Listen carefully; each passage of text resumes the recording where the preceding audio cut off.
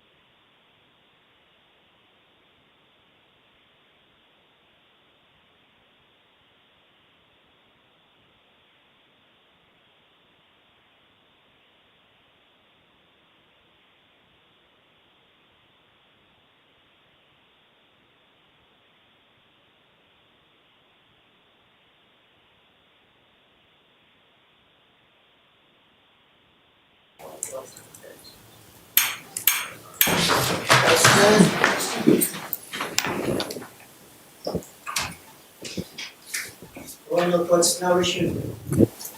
It's CCTV.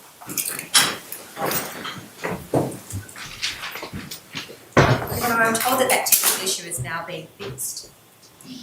Thank We you. might just play that video again.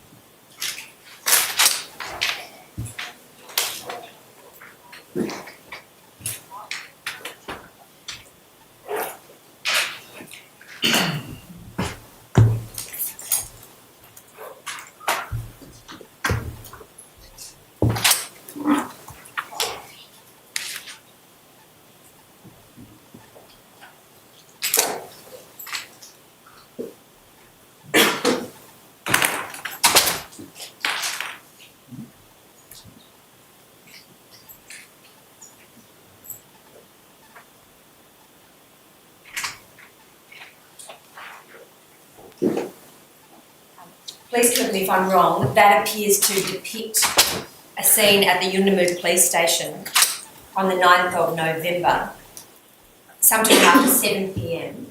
or thereabouts, when you, Constable Kirstenfeld, Senior Constable Eberl and Senior Constable Hawkins were all together in the Yunnamu police station, correct? Correct. And Sergeant Frost was there at the same time, is that right? She was in the station, yes. And you see, don't you, from that video, that Constable Kirstenfeld has a document in his hands? I can see that he has a piece of paper. Well, it's more than one piece of paper, isn't it? A piece of paper that's been folded, at least two pieces of paper, given that there's a fold in it. Can't you fold one piece? Sorry, it appears to me, Constable or Mr. Rolfe, that you see Mr. Kirstenfeld, so Constable Kirstenfeld, holding more than one piece of paper there. Do you agree with that? No, I don't. Could I ask, please, that you be shown a still, and you're familiar with this, you were shown this at trial, of the document that is in the hands of Constable Kirstenfeld. Probably easier for you to see on screen. So the screen in front of you, Mr. Rolfe. You see there, don't you? You can recognise, first of all, Constable Kirstenfeld, correct? Yes. He's got sunglasses on his head, is that right? Yes. And he's holding a document in his hand, correct? I can see he's holding a piece of paper. And it appears to me, looking at that that is at least more than one piece of paper that's been folded over and has a fold in the corner. I wouldn't be confident in agreeing with that. Suggest to you that that is the email with the arrest plan, or at least the arrest plan that was sent to you by email. Well, I check, he doesn't agree with I suggest to you that that's the, I accept. Sorry, that the email. I suggest to you that that's the email that was sent by Sergeant Frost. I can't tell. I know Julie Frost gave us A4 maps of Yuendamu, which is why I went elsewhere in the office and found what I'm holding, which is, I believe, an A3 laminated map. So perhaps it's one of the maps of Yuendamu. But you know, don't you, that Sergeant Frost had printed out copies of the document that had been sent to you by email that you didn't get a chance to read before you went out? I believe so. Well, you took a photograph on your own phone from the documents that had been printed out by Sergeant Frost, didn't you? I took a photograph of the corner of the page of the document, yes. And that was a document that had been handed to you by Sergeant Frost, correct? No, that's not my trial evidence. No, I'm asking you what the truth is, As per my trial evidence, which is what? that it wasn't handed to me. Did you read my trial evidence?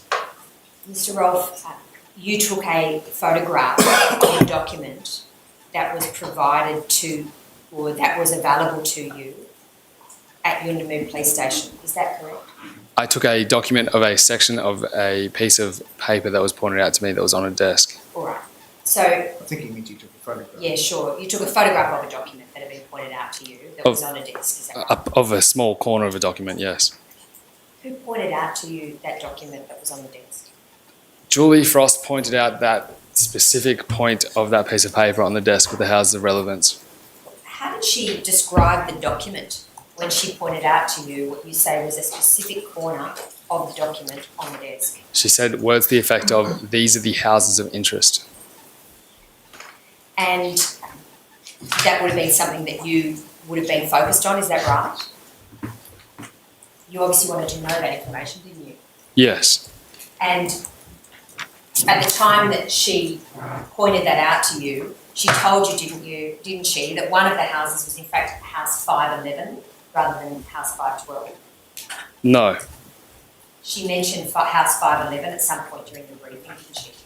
I can't recall.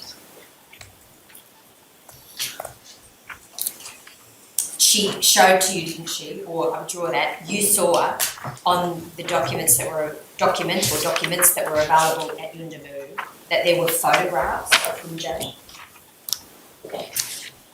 No. Well, did you see a photograph? The only part of the document I saw was what I photographed. You had a photograph on your phone of Kumanjayi, didn't you? Yes. Was it a photograph from the document that had been shown to you at Yuendamu? No. It was the same photograph, wasn't it, that was on that document in Yuendamu, that was available in Yuendamu, do you know that?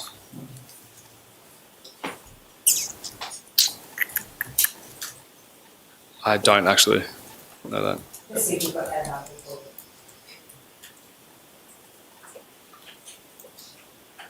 Yeah, might I just give everybody a warning now that I'm about to put on the screen for the benefit of Mr. Rolfe.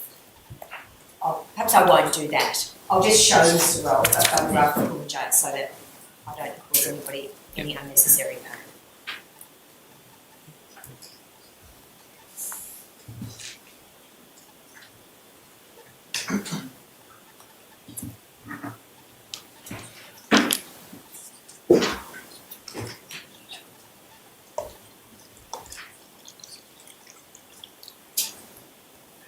Ms. Walls is going to hand Mr. Rolfe a photograph which is from the Cellbrite Reader download found for the benefit of my friends in the bar table at 7-142 from the statement of Brett Wilson, Senior Sergeant Wilson.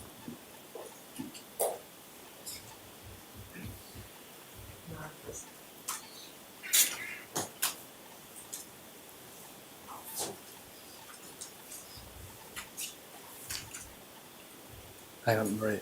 I said that again. Oh, sure. For the benefit of my friends, it's also in 3-161, which is the complete Cellbrite download of Mr. Rod's phone at page 1, at pagination 12718. And we'll just show that back to you again. Thank you.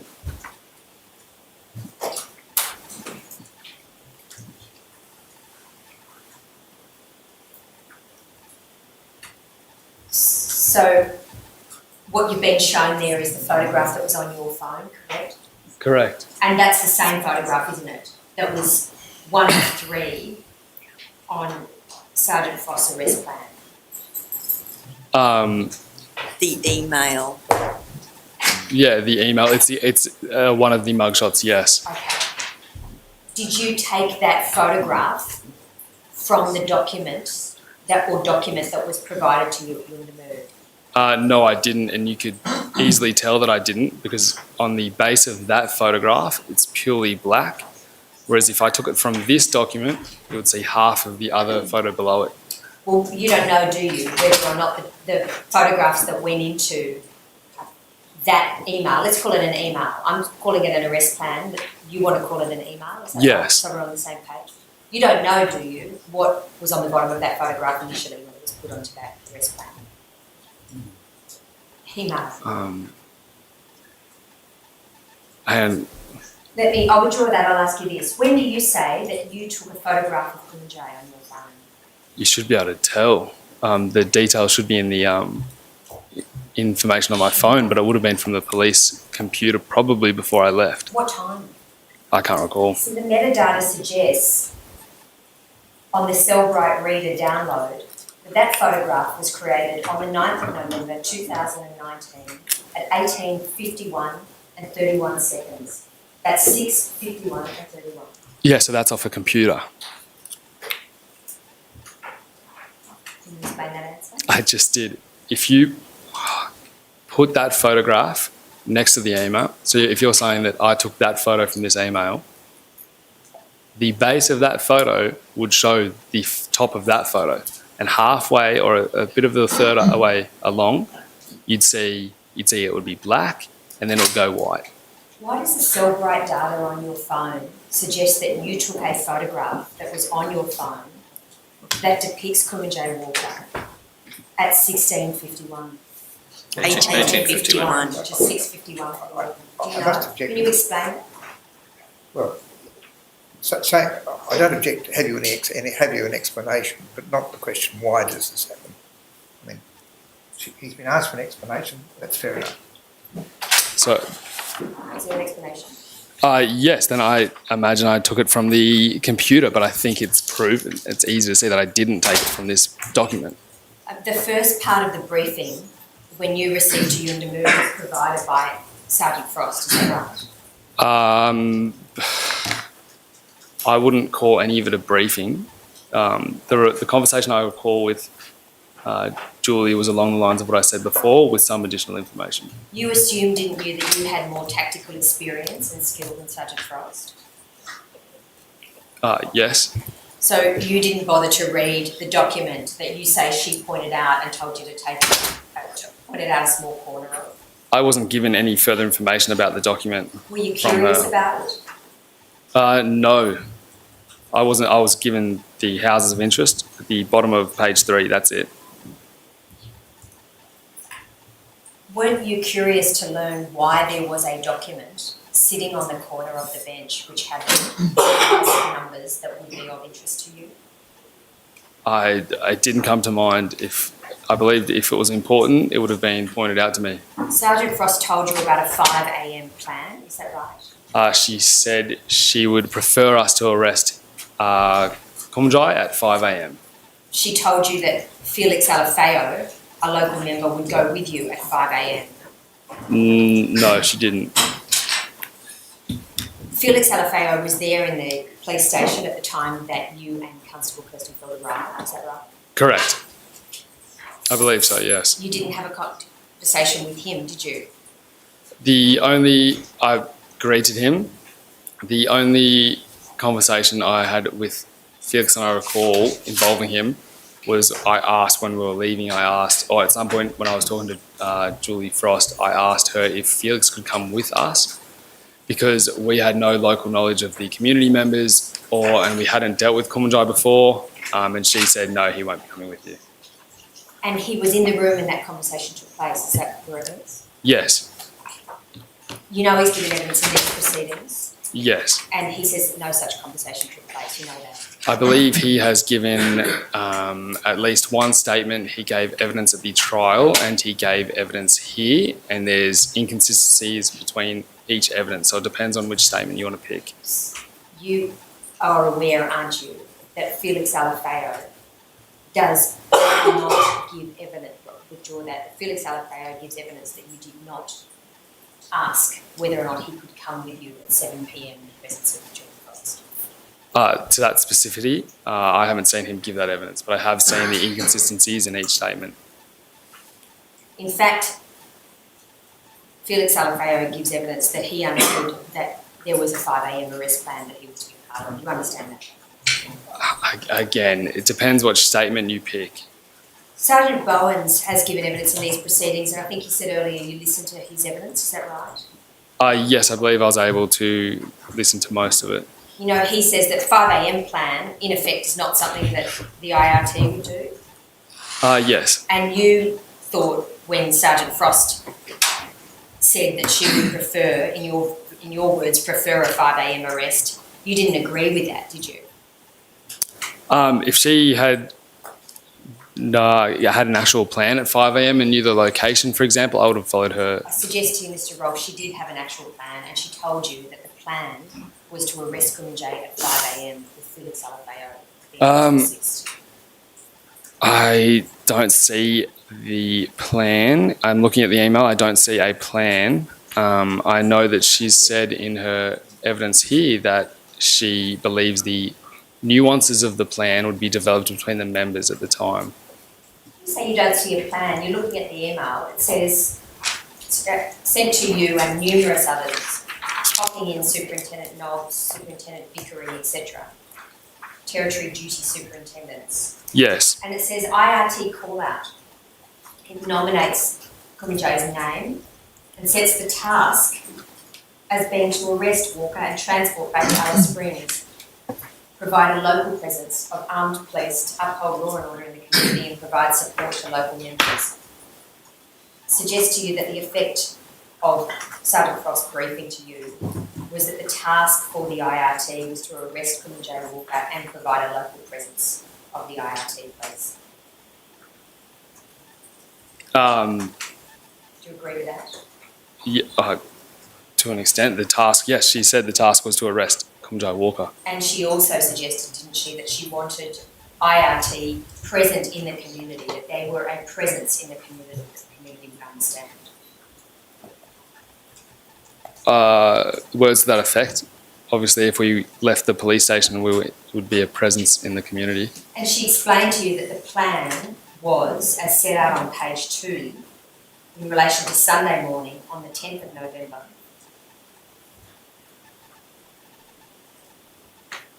that Donaldson and Alafeo would commence duty at 5 a.m. along with the IRT members to effect the arrest of Kumanjayi Walker.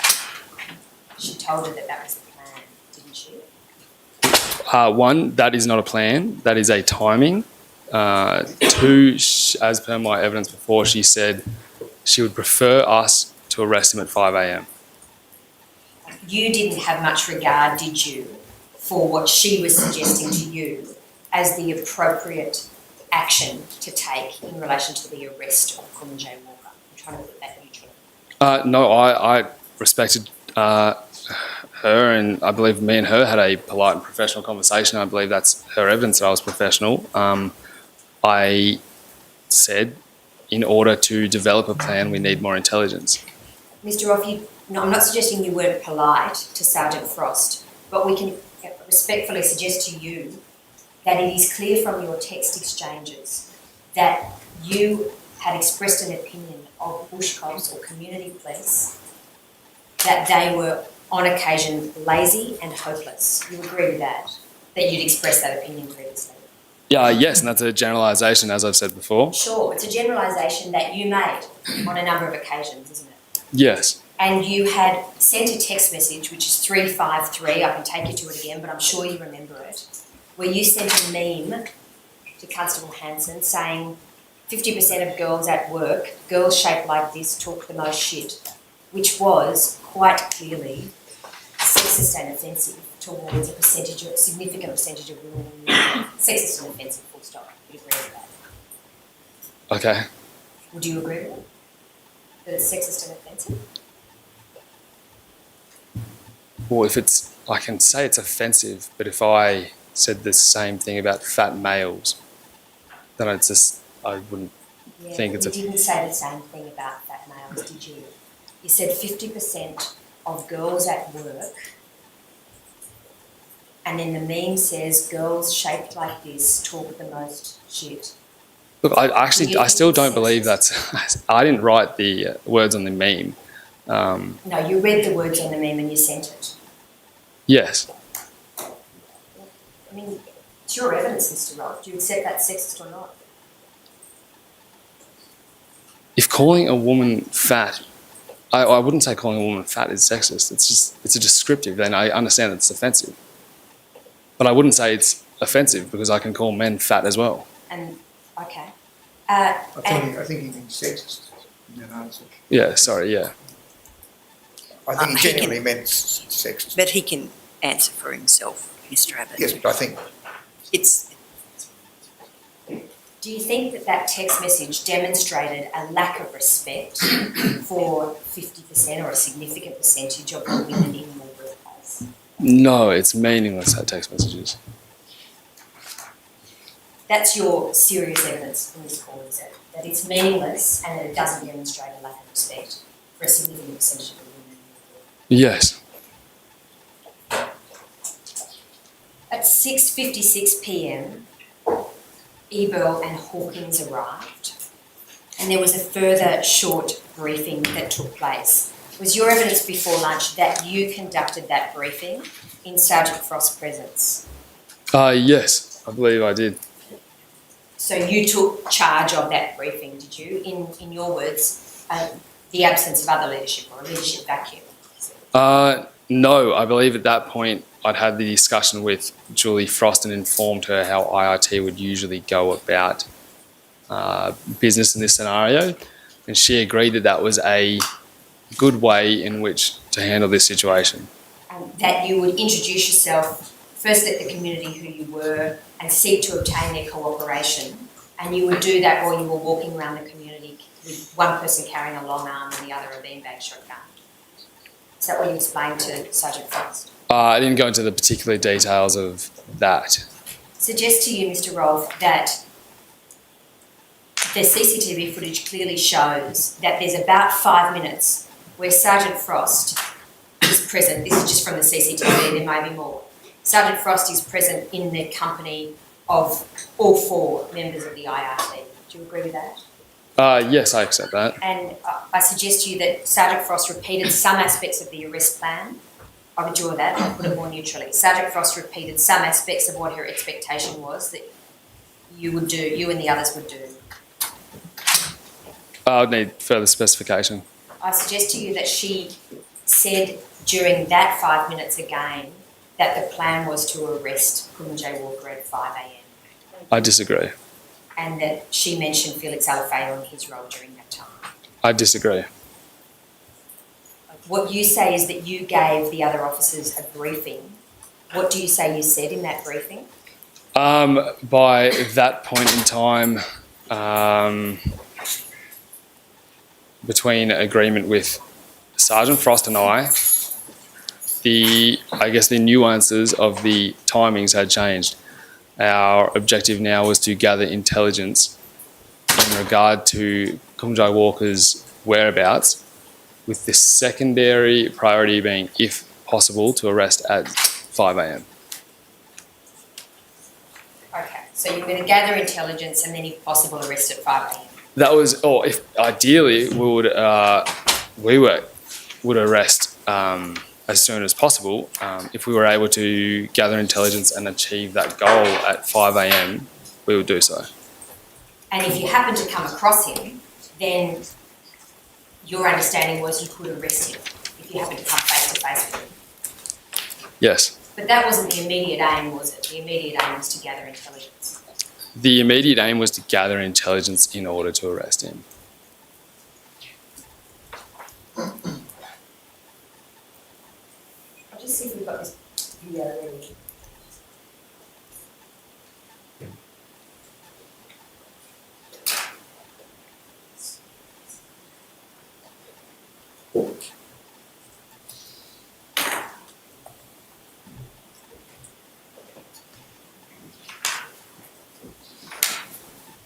Mr. Roth, I'm just going to play you another video. I appreciate that you've seen this body-worn video on many occasions, but it just might help to make sense of the evidence and give you an opportunity to reflect on it. It's body-worn video footage that shows attendance at the first house that you went to, which is residence 577. You recall that? Yes. Do you need more time to look at that document? Oh, no, I'll just say I saw some people make faces when I said this wasn't a plan, but I was just looking that there is no execution, admin, log, command or SIG. Okay, it's not On a this SNEAC document. that you're used to. No, all I can see is a timing. Okay. Have a look at that. You'll have plenty of opportunity to make any further comment, but would you mind having a look at this body-worn video? Yes.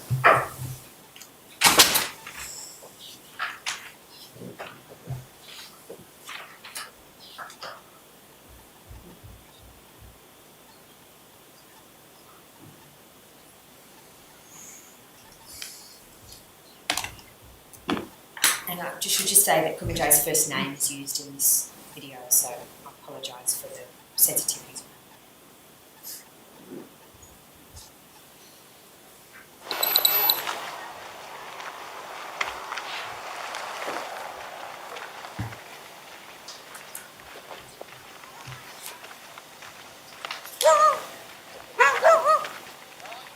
Roland. There's a door here, there's a door here. I got an old man at the front I want to talk to. I want to cover that door. Hey, sir. Hey, sir, how are you? Is this your house, mate? Is this your house? My dad's house. Your dad's house. Eddie's house, eh? Hey, man, my name's Zach. Nice to meet you, mate. How you doing? Hey, we're here to grab Arnold up, eh? Is he inside? Hey, no trouble. No one has ever been here. Do you mind if I check inside? So do you know where Arnold will be? Because we've got to get him away before he gets busy over that way. Where's he at, eh? He's at the other side. What house, eh? Show me on this photo, eh? So here. So on the other side of this oval? Just around these areas. Which one, eh? These areas. These ones? Okay, I might just check the house real quick and then move over. Who's he with over here? No one but me. No, but who's he with? Who's he saying? He's my boyfriend. My Girlfriend, Rakisha. Is he your Rakisha dad? Is he with Rakisha in one of those houses, eh? Thanks, man. I'll just check this to make sure it's all safe and then... What was your name again, sir? What was your name again? Ethan, nice to meet you, man. Hey, Jimmy. I'm gonna go in. Hey. Yeah, I got this. Jimmy was talking to this girl. Dylan.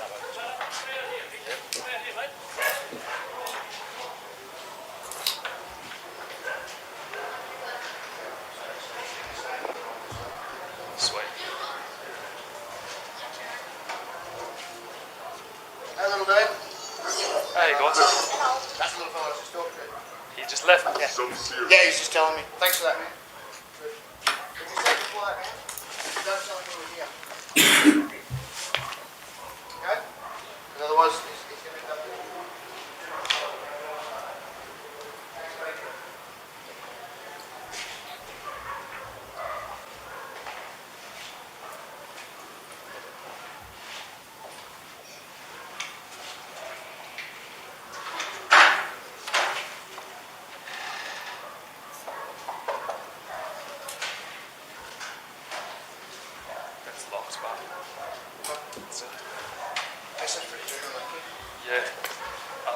told me that on another place as well. Thank you, sir. Thanks, sir. Yeah. Young fella, yeah. Just have a chat with him. Huh? So Ethan, he's with Rakesh, right? Yeah. Do you know what house in particular over here? I don't know which number is it, but this one is probably. What's that, 5-1? Anu's mother staying just here. 511? 518. Or 51? That one or that one? 511. 511. But there's a new, 511. 511. So the one going like that. 518. Okay. Was it? 511 or 518, okay? Hey Donnie, where are you at? He's outside. Coming to you. That's probably I'm going off. all we need. Tell me if you want anything more plain, Mr. Rowe. No, it's all right, thank you. You hear at the beginning of that video, you say Roland. Yes. That's to indicate to the other officers you're with that your body worn video is on, is that right? Yes. You want to alert them that your body worn's on so that they don't say anything. Alert them and remind them to put theirs on, yes. And you're heard to be saying to the gentleman who's there, I won't use his name again, that it's your dad's house, is it? It's Eddie's house. You understood that to be, or you knew the name Eddie Robertson? I don't know if I did at that time. Well, you must have known the name Eddie. Didn't you volunteer that? Or did you hear that from somebody else? Oh, sorry, if I said that, then yes, I must have known the name. And you can hear the words being said, we're here to grab Kumanjayi up. Yes. You were there when you going directly to that house because that house had been nominated as somewhere where Kumanjayi sometimes stayed. Yes. You weren't gathering intel, were you? You were there, in your words, to grab Kumanjayi up. Our goal was to arrest Kumanjayi Walker. There are a number of forms of intelligence, one of which is human intelligence. There's others. There's geospatial intelligence, open source intelligence. In this regard, we're dealing with human intelligence. The main way to gain human intelligence is through interrogation or interviewing or speaking to people. Initially, it's information. Information becomes intelligence through analysis and interpretation. We are not intelligence analysts as police officers. We do not have the process to go through that.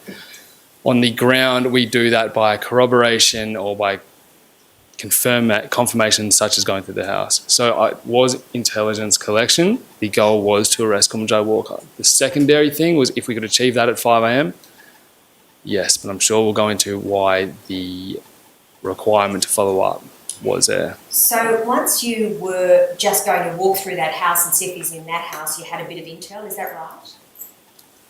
You had some intel that he wasn't in that house. We had some intel that the person I spoke to wasn't a ideal source of information. For example, he had said no one was in the house, 2 young children were in the house, for an example. But yes, that we did have some intel, and he gave us further intel, obviously. We were unsure of information, we were unsure of the credibility at that point. Did it occur to you that that gentleman might not have wanted police carrying guns to walk through a house where 2 young children were sitting watching television? Well, That's a question I'm asking you. what relevance is whether it occurred to him, whether he wanted it or not? They were doing their duty. They were carrying out a task. Well, there are many different ways to carry out tasks. Yes, but and whether or not that was a matter that he reflected on is relevant in relation to issues of policing in communities that have come up in this inquest and training for policing in communities. Certainly I accept in view of the scope of the rulings you've made that training is. This is not a question about training. This is a question, did it occur to you? I mean... Your Honour, the witness just gave evidence that the person he spoke to outside, whose name's, who Your Honour heard on the body-worn video, was not a credible witness because he'd said no one was inside the house. But in fact, when Mr. Rolfe checked, there were 2 children inside the house. And that made him think that the witness spoken to police was not a credible witness. The follow-up question I asked was, did it occur to you that in fact he hadn't wanted police to walk through holding guns when there were 2 children inside the house. So that rather than it being a credibility issue, it was a concern for the children issue. I'll allow the question. Did you reflect on that subsequently? No, I did not. We're reflecting on that now. That's a question for that man. Sure, not a question for you as a police officer in the Northern Territory in terms of assessing the intel that you got. Is that right? I would. You could use it to assess the intel or the information once I had his answer in that regard. Not a question for you in terms of assessing the credibility of that person speaking with police, it sounds like. Well, I need more information. And when you left that house, that person, as you know, gave you 2 houses or spoke to you about 2 houses that Kumanjayi might possibly be in.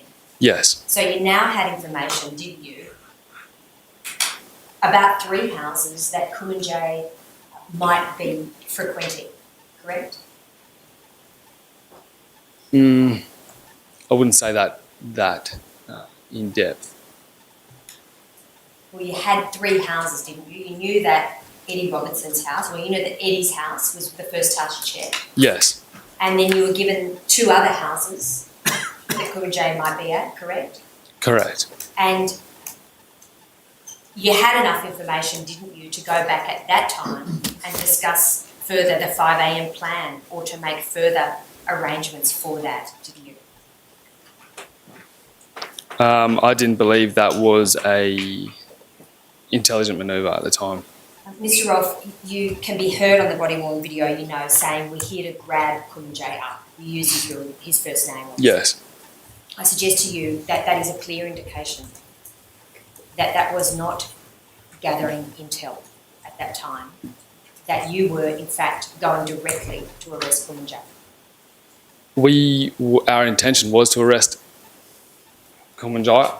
I refer to my answer before about what intelligence is, and I fail to see how speaking to a human and asking him questions about the matter is not or could not be seen as intelligence gathering. Mr. Rolfe, you know that there are numerous police officers, from commanders through to assistant commissioners, who have given evidence in this inquest after watching that body-worn video, that what you and the IRT did was not gathering intel.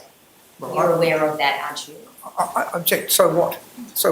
Others have said something different. Let's get to the question. The question is whether or not he is aware that senior police have expressed a different opinion about what was occurring on this occasion, and there will no doubt be a question following that. But the first question is he aware that senior police have expressed different opinions about what is depicted? I've made my objection, Your Honour. It's overruled, and Dr. Dwyer can continue her examination. Mr. Rolfe, you know that Officer Meacham King gave evidence in this inquest in relation to whether that was gathering intel, don't you? Yes. Did you watch his evidence? Or read it on in the transcript subsequently? One of the other. He said quite clearly that what you did in relation to the residents at 577 was not intelligence gathering. You know that. Yes. Did that make you angry when you heard his evidence? No.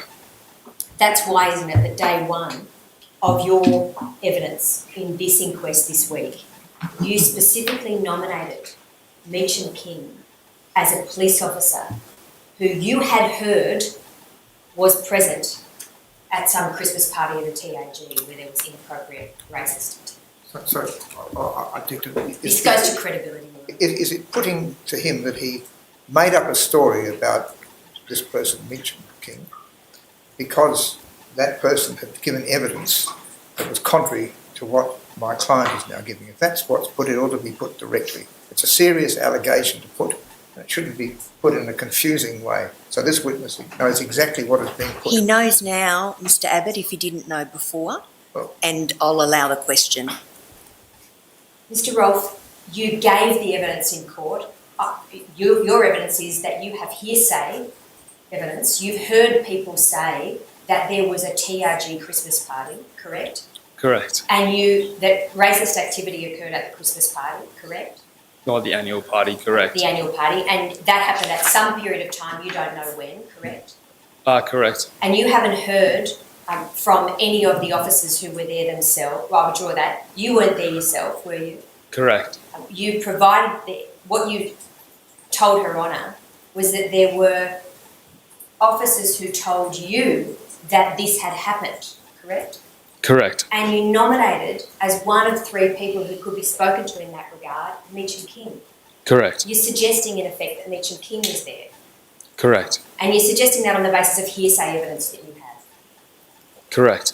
And what I'm putting to you is that you specifically nominated Meacham King as someone you had hearsay about because you were angry that he had given evidence that didn't back you up. Incorrect. Well, incidentally, in relation to your exposure of racism in the Northern Territory Police Force, is this right, that you're not prepared to nominate one single police officer who you have heard personally use racist language?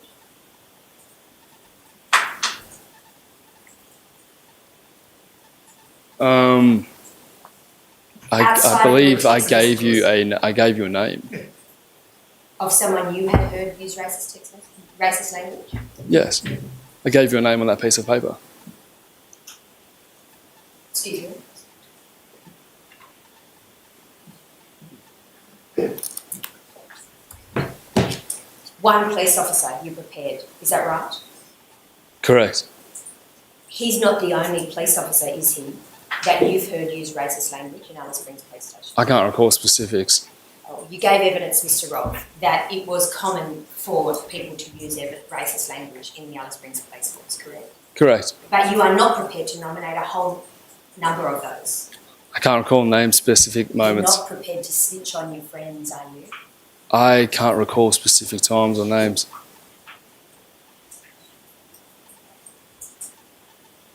You asked for the name that you gave of somebody who you had heard use racist language to be suppressed, is that right? Yes, I think so. Yes. It has to be kept confidential, I think. You asked that that name be kept confidential, is that right? Yes. But you didn't ask that the name Meacham King be kept confidential, did you? No. Because you were happy to throw him under the bus because he was somebody who hadn't supported you in his evidence. No, I believe the ruling kind of was if someone had given evidence before in this court, their name wouldn't be suppressed. Mr. Rolfe, you know, don't you, that Superintendent Nobbs gave evidence in this inquest? Yes. And his evidence is that what you did and the other officers at House 577 was not consistent with intelligence gathering. You're aware of that, aren't you? I'm not. I accept it. You're aware of the evidence that Superintendent Nobbs gave in this inquest, aren't Not all of it. Sure. I wasn't aware that he disagreed with the intel gathering. Well, did you watch Superintendent Nobbs give evidence? I watched, I believe, the first part until he got pulled off. And did you read any of the transcript of his evidence? I skimmed it. And you were legally represented at the time that he gave evidence? Yes. And you were told, weren't you, that he criticised you? Or was critical of... Sorry, could I finish my question, Mr. Abbott? You were told... Sorry, could I finish my question, Mr. Abbott? You were told, weren't you, that he was critical of you? If that's designed to elicit information he's heard from a lawyer, then I object to it. If it's meant to be from someone else other than from his legal advisors, obviously I can't object. I'll word it differently. You were specific. You understood, didn't you, that he was critical of you at some stage during the evidence that he gave, correct? I actually wasn't, no. Is that a serious answer? Yes. So didn't you just say to her that you had listened to the first part of Officer Nobbs' evidence? Yes. And Superintendent Nobbs was critical of you when he gave that evidence, wasn't he? I can't recall him specifically being critical of me. Sorry. I can't but recall him being specifically critical of me. Perhaps IRT. Okay. He gave evidence, didn't he, that after he watched the body-worn video of what happened when you left your Namu police station and went straight to 577, that was not consistent with intelligence gathering.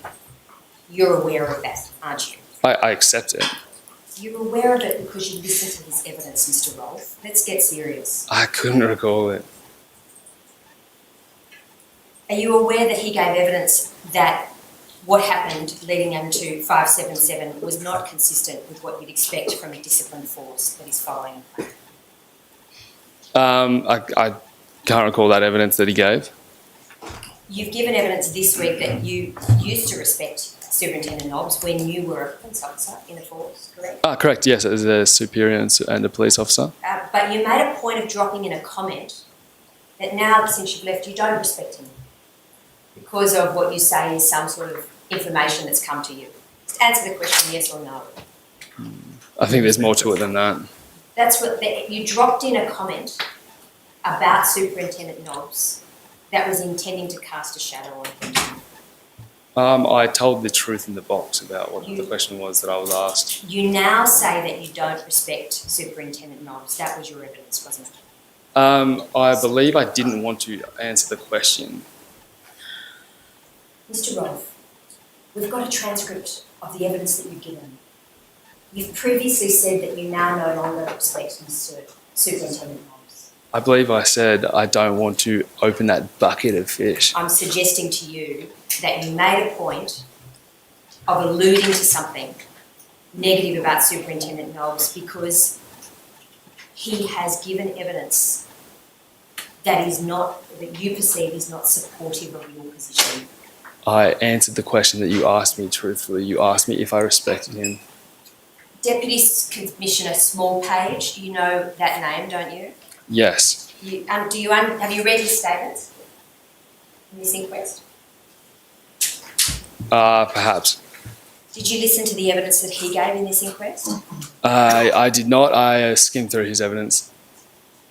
You skimmed through the transcript of his evidence, correct? Yes. You'd appreciate, wouldn't you, that he has previously been a police officer in the Bureau of Criminal Intelligence? Did you read that in his evidence? Yes. That he was the Director of Intelligence for the Western Australian Police? Yes. His evidence is that he has a detailed knowledge about intelligence and its functions and operations, correct? Yes. And he's been a frontline police officer for extended periods of time, correct? Yes. And he gave evidence that what happened when you went straight to House 577 was not intelligence gathering. You're aware of that? Yes.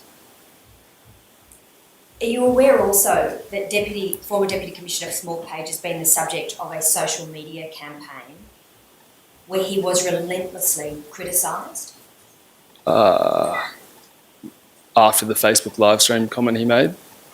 No, as a result, or I withdraw that, during this inquest, during these proceedings. No, I'm not. You're not aware that your father was a regular commentator on that? I don't use social media. Have you ever criticised? I don't use Facebook. Sorry, did you just say you don't use social media? I meant to say I don't use Facebook. Were you corrected a slip that you made? Because you know full well you use Instagram, don't you? Yeah, because I know how you're going to finish your evidence. Try not to, rather than trying to anticipate where I'm going, could you just focus on giving truthful and accurate answers to everyone? I think that's insulting. He's already said many times he's giving truthful evidence. He's already...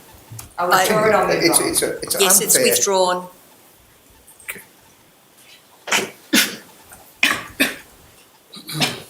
See, Mr. Rolfe, if somebody is on your side, you vigorously defend them, don't you? If they're good people in the right, yes. But if somebody is prepared to disagree with you or give evidence that doesn't support you or you perceive it doesn't support you, then you want them thoroughly discredited, don't you? No. Your attitude is, I'm quoting you, fuck them. Well, That's what you said to the Spotlight. My attitude is I'm completely willing to call out people who I believe are wrong or lying. After House 577, you... Well, the learned friends moving on, I asked that the transcript, insofar as it refers to Mr. Smallpage, be deleted because all we got from that is he aware of what that Smallpage said this and this and this? There's no other question put. Shouldn't be deleted. Well, it's I've irrelevant. withdrawn the question, Well, withdrawn the comment. If it's not relevant to anything, then it won't be given any Thank you, relevance. Thank you.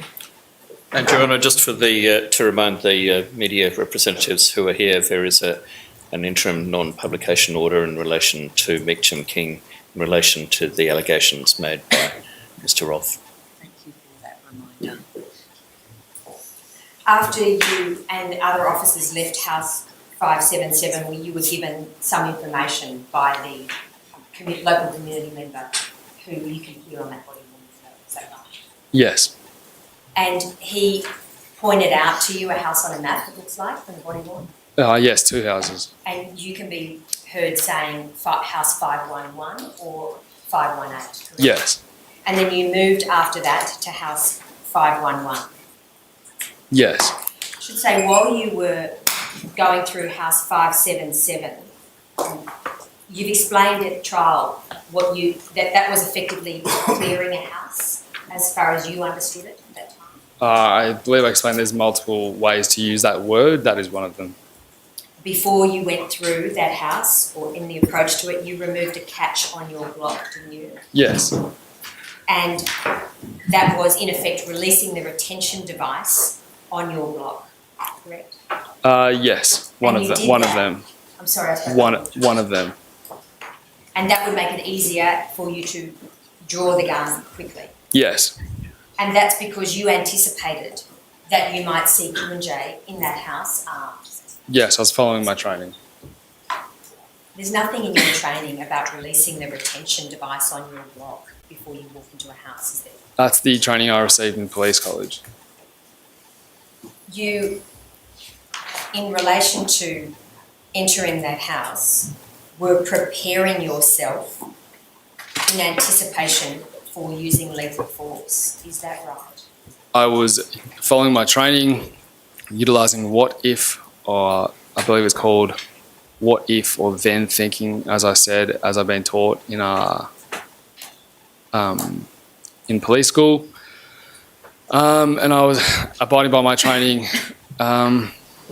anticipating if there could be a threat, how I could deal with it. When you moved to house 511, your retention device was still off. Is that right? I don't believe so. So did you put the device? Did you do anything to your gun before you moved to 511? As far as I recall, I put the retention strap back over it. I thought you said, well, tell us now, why did you release the retention device? I think I just answered that question. Because you said it was in line with your training, is that right? Yes. I can't recall the specific wording of the training then, but it's in preparation for a potential threat. You need to think about what can occur and what you will do when it does occur, if it does occur.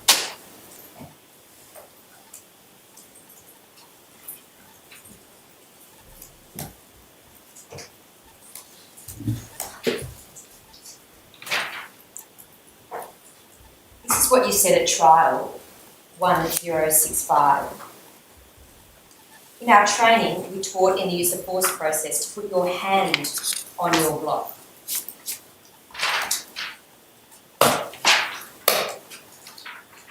Nowhere have I been trained, and nowhere have I read in any training material when you put your hand on your block not to release that retention device.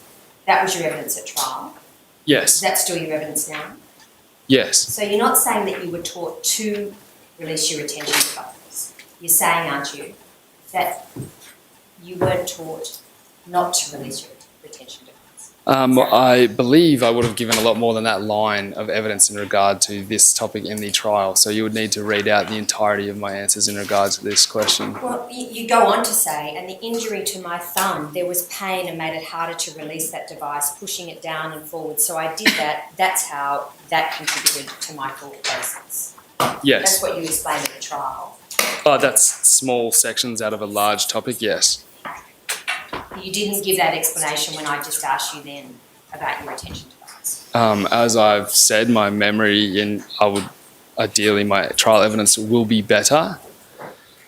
But I thought we weren't tricking me, obviously, but here we are. So my memory is going to be worse now than it was back then. Did you make that bit up about taking your retention device off in part because of your sore hand? Did I make up that I had a sore hand? No. When you were explaining to the jury, that you took the retention device off, did you add in a bit about the sore hand to make it more credible? No.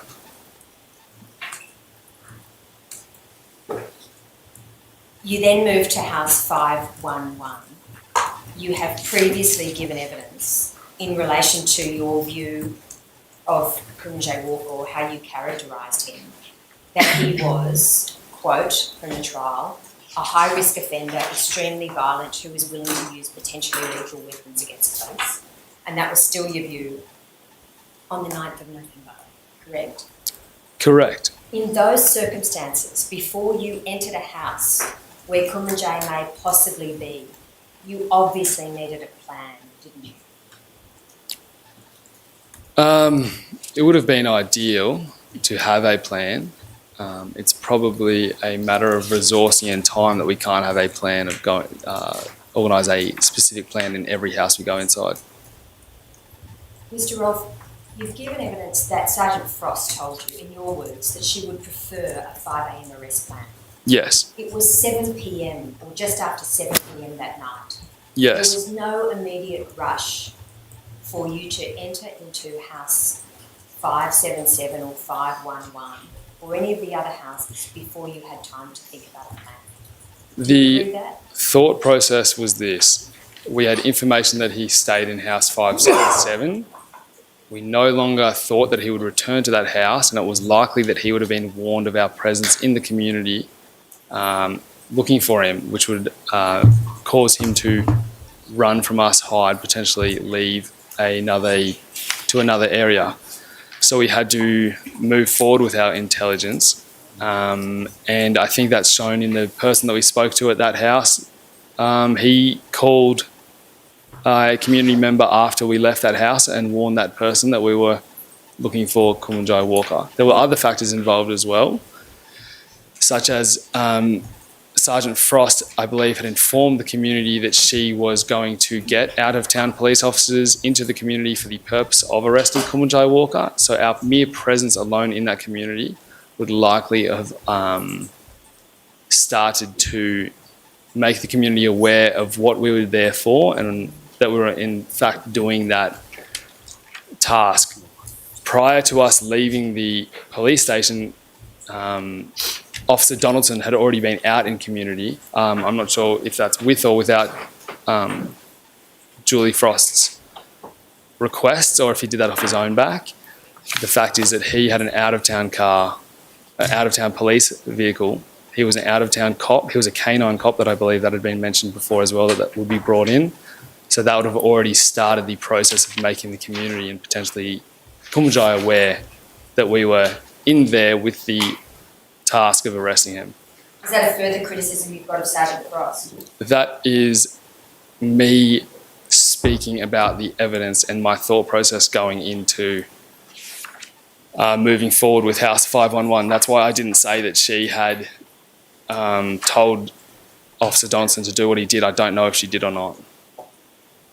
You knew Officer Donaldson had been out in the community because when you arrived, Officer Donaldson wasn't there. Correct. We're informed he was out in community. Did you raise it with anybody, your concerns that Officer Donaldson was already out in the community? No, I didn't. When you went over to House 511, this is your evidence, I jumped the fence on the side of 511 because I didn't want to lose sight of that side of the house. I didn't see a gate, I'm reading from 1067, I didn't see a gate on my side of the fence and I didn't want to lose sight of my side of the house that I was approaching. I jumped the fence and then I realised that there was a woman in the backyard of 518. So I walked to the rear, I walked to the property line between the two houses and I spoke to that woman, and she's named. I asked her if she knew who Kumanjayi or Rakisha was and if she knew of their whereabouts. She said she didn't know. While I was speaking to her, towards the end of our conversation, Adam Eberl approached me. He asked me to confirm Kumanjayi's first name, and you told him. And he informed me that there had been someone that he had seen moving in the back of the house. So I started following him. I walked past the young child, I said something to her, and then I spoke to two women in the front of house 511. House 511 had been given to you by the community member as one of the houses where Kumanjayi might be, correct? Yes. And Adam Ebel approached you and told you to confirm Kumanjayi's first name and that there'd been someone that he'd seen moving in the back of that house, correct? Correct. And then you told him that you were just going to clear this house, correct? Correct. And at the time that you entered that house, Constable Ebel in front of you, Yes. you knew, didn't you, that there was a good chance that Kumanjayi might be inside that house? I would actually disagree after I spoke to the two women at the front and asked them specifically if he was in the house, and I believe they said no.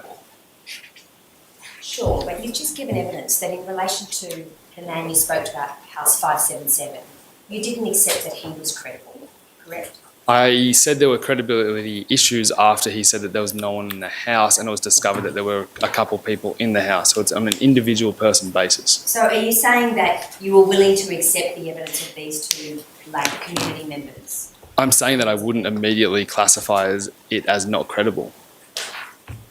You had just been told by Constable Eagle that he thought he saw somebody moving inside the house, and you were going into a house that had been identified as somewhere where Kumanjayi went. Yes. It's at least possible, isn't it, that Kumanjayi Walker was the gentleman who was inside the house? Yes. And that you're a smart police officer with experience that would have told you that you needed to be ready for some sort of confrontation with Kumanjayi in that house. Yes. And in those circumstances, can I suggest to you, thinking about on reflection, it would have been preferable for you to spend some time thinking through a plan with Constable Eagle?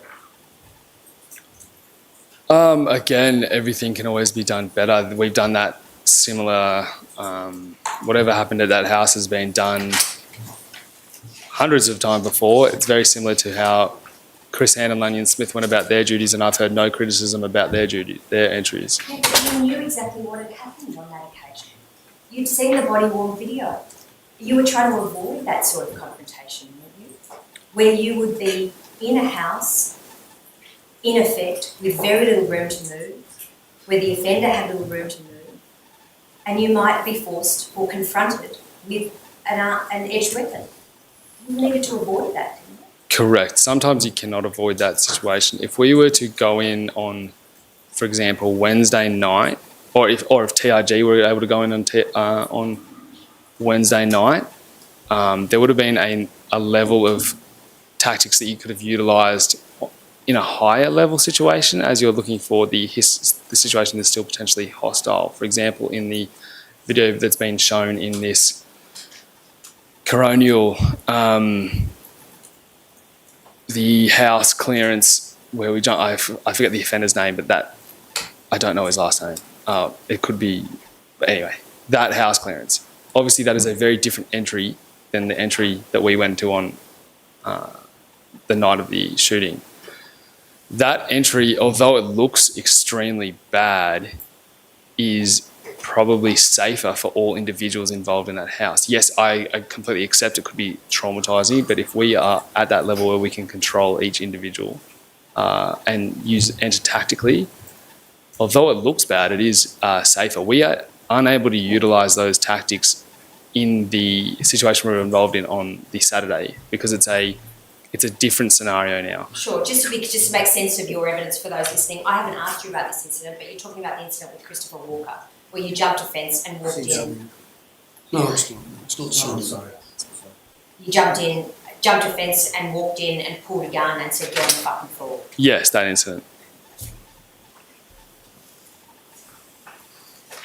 That was a planned arrest, wasn't it? That wasn't a planned arrest. That was a response to a home invasion. But I'm just saying that although that doesn't look good, that is actually a fairly safe response in regard to the other end when we are. And just because I've said that Kumanjayi Walker was violent and had the potential of using weapons against police, that doesn't mean that he does it always. So I can't treat him as if he's going to do that all the time. I have to show him, as I should to anyone, respect based on the individual at the time, which is what I did on the day of the incident.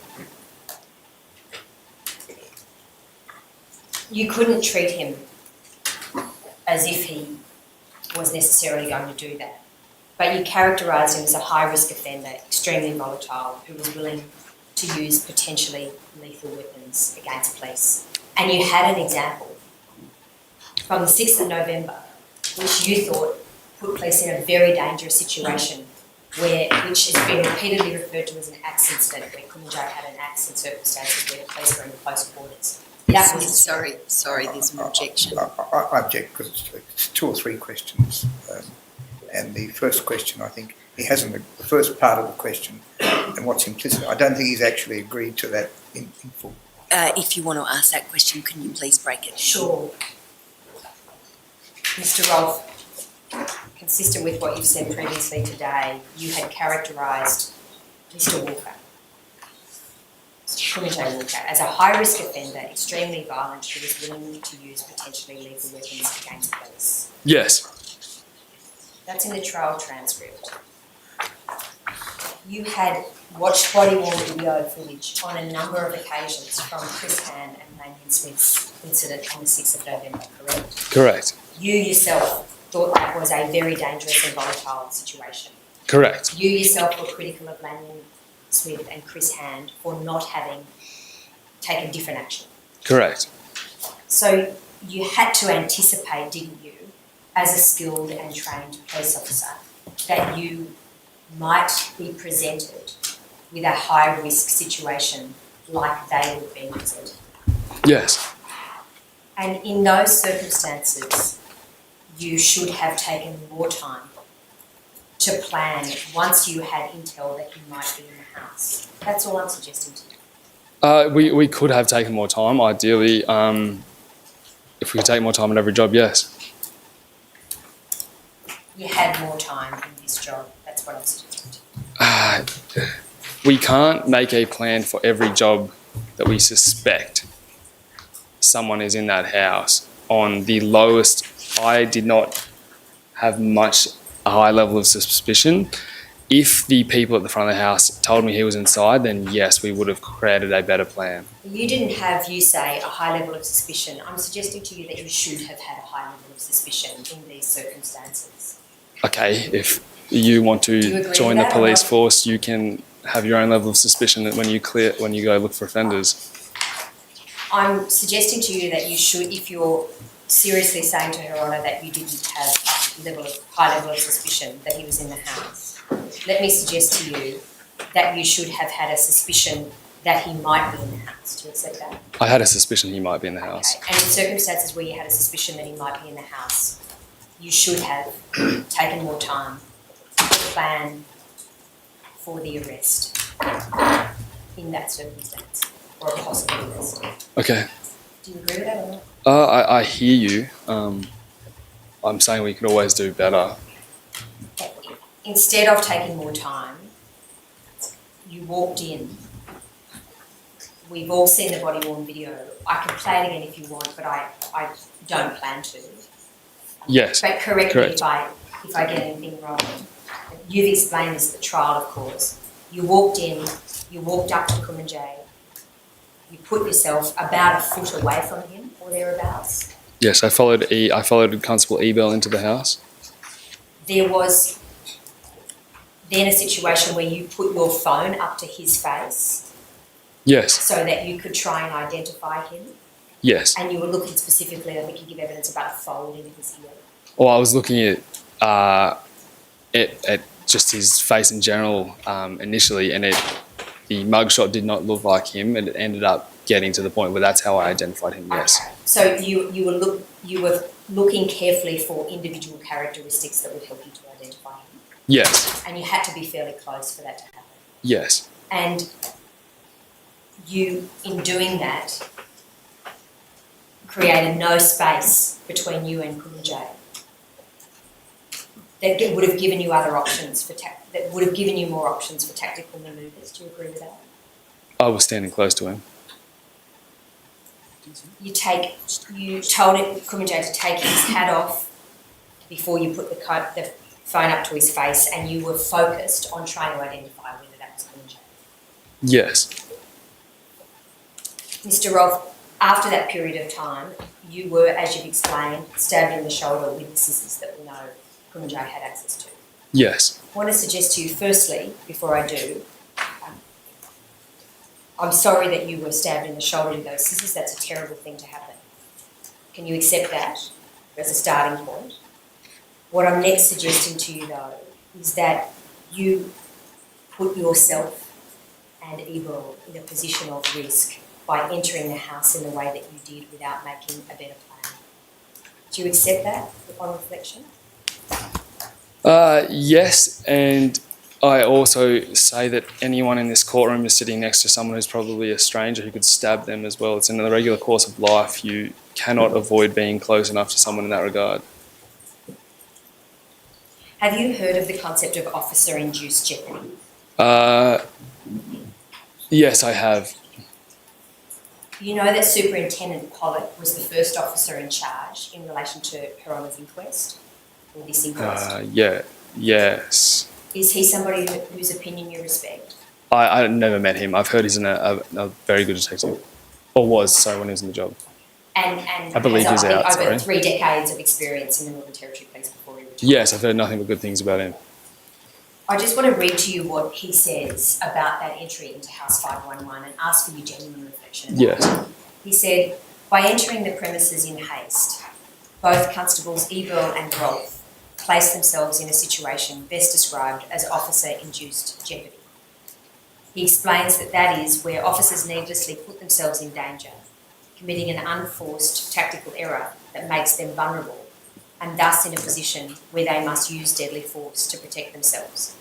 He says that happened when you and Ebel entered the building. Do you accept that now? I would accept elements of that, yes. What elements do you accept? I would just, if I could read it, so I could, if there's, am I able to read it in front of me just so I can, I just don't want to make a mistake. Sure.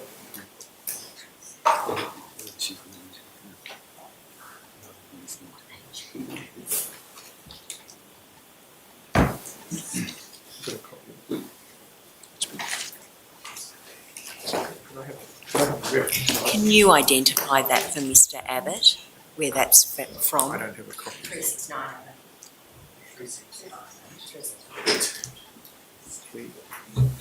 3698 in the transcript.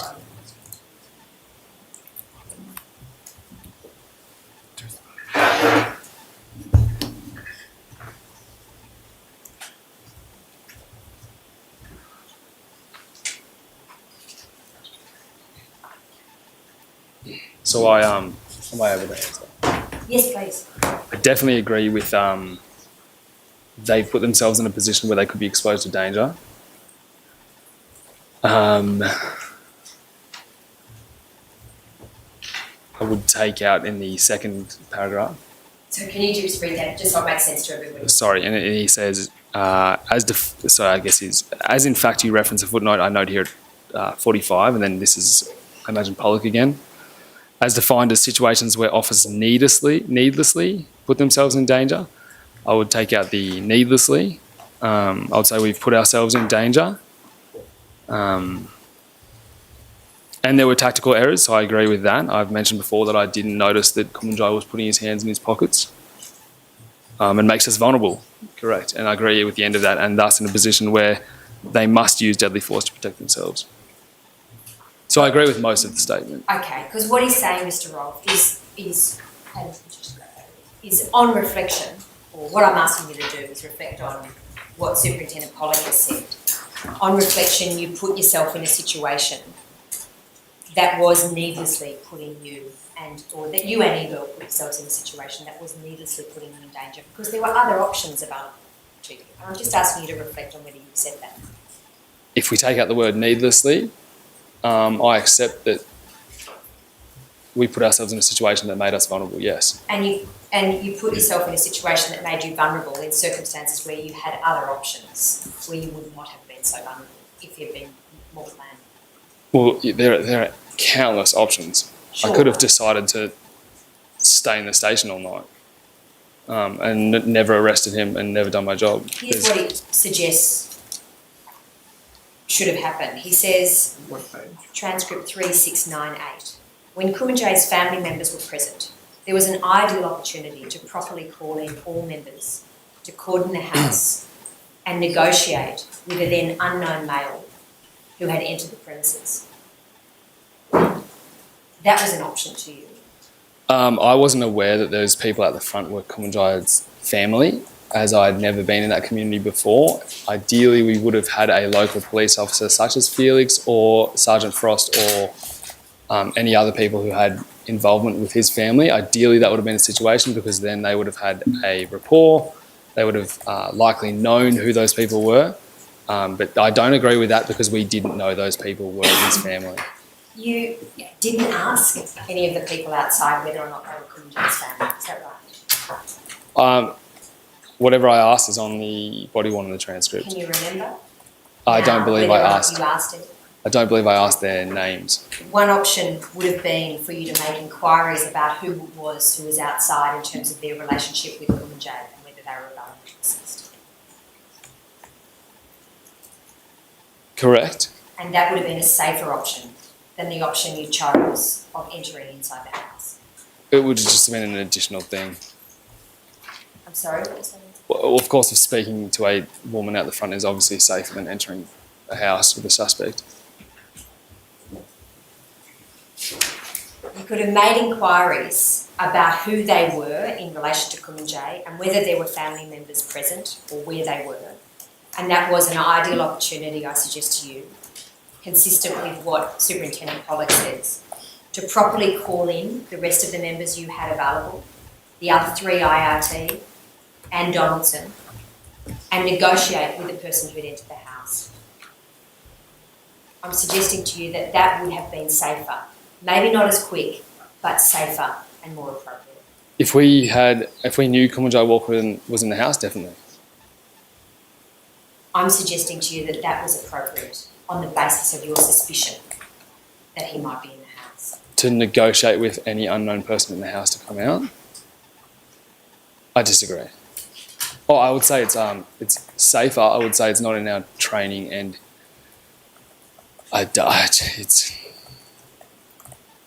that's the new police training, then I'd accept it if the police change that. But at the time, that wasn't our training. Superintendent Nobbs gave evidence that when you and the members made your way to House 511, in effect, you repeated the error that had been made on the 6th of November that you'd seen in the body-worn video in terms of placing yourself in a situation in close confines, in circumstances where you had evidence of the riskiness of that.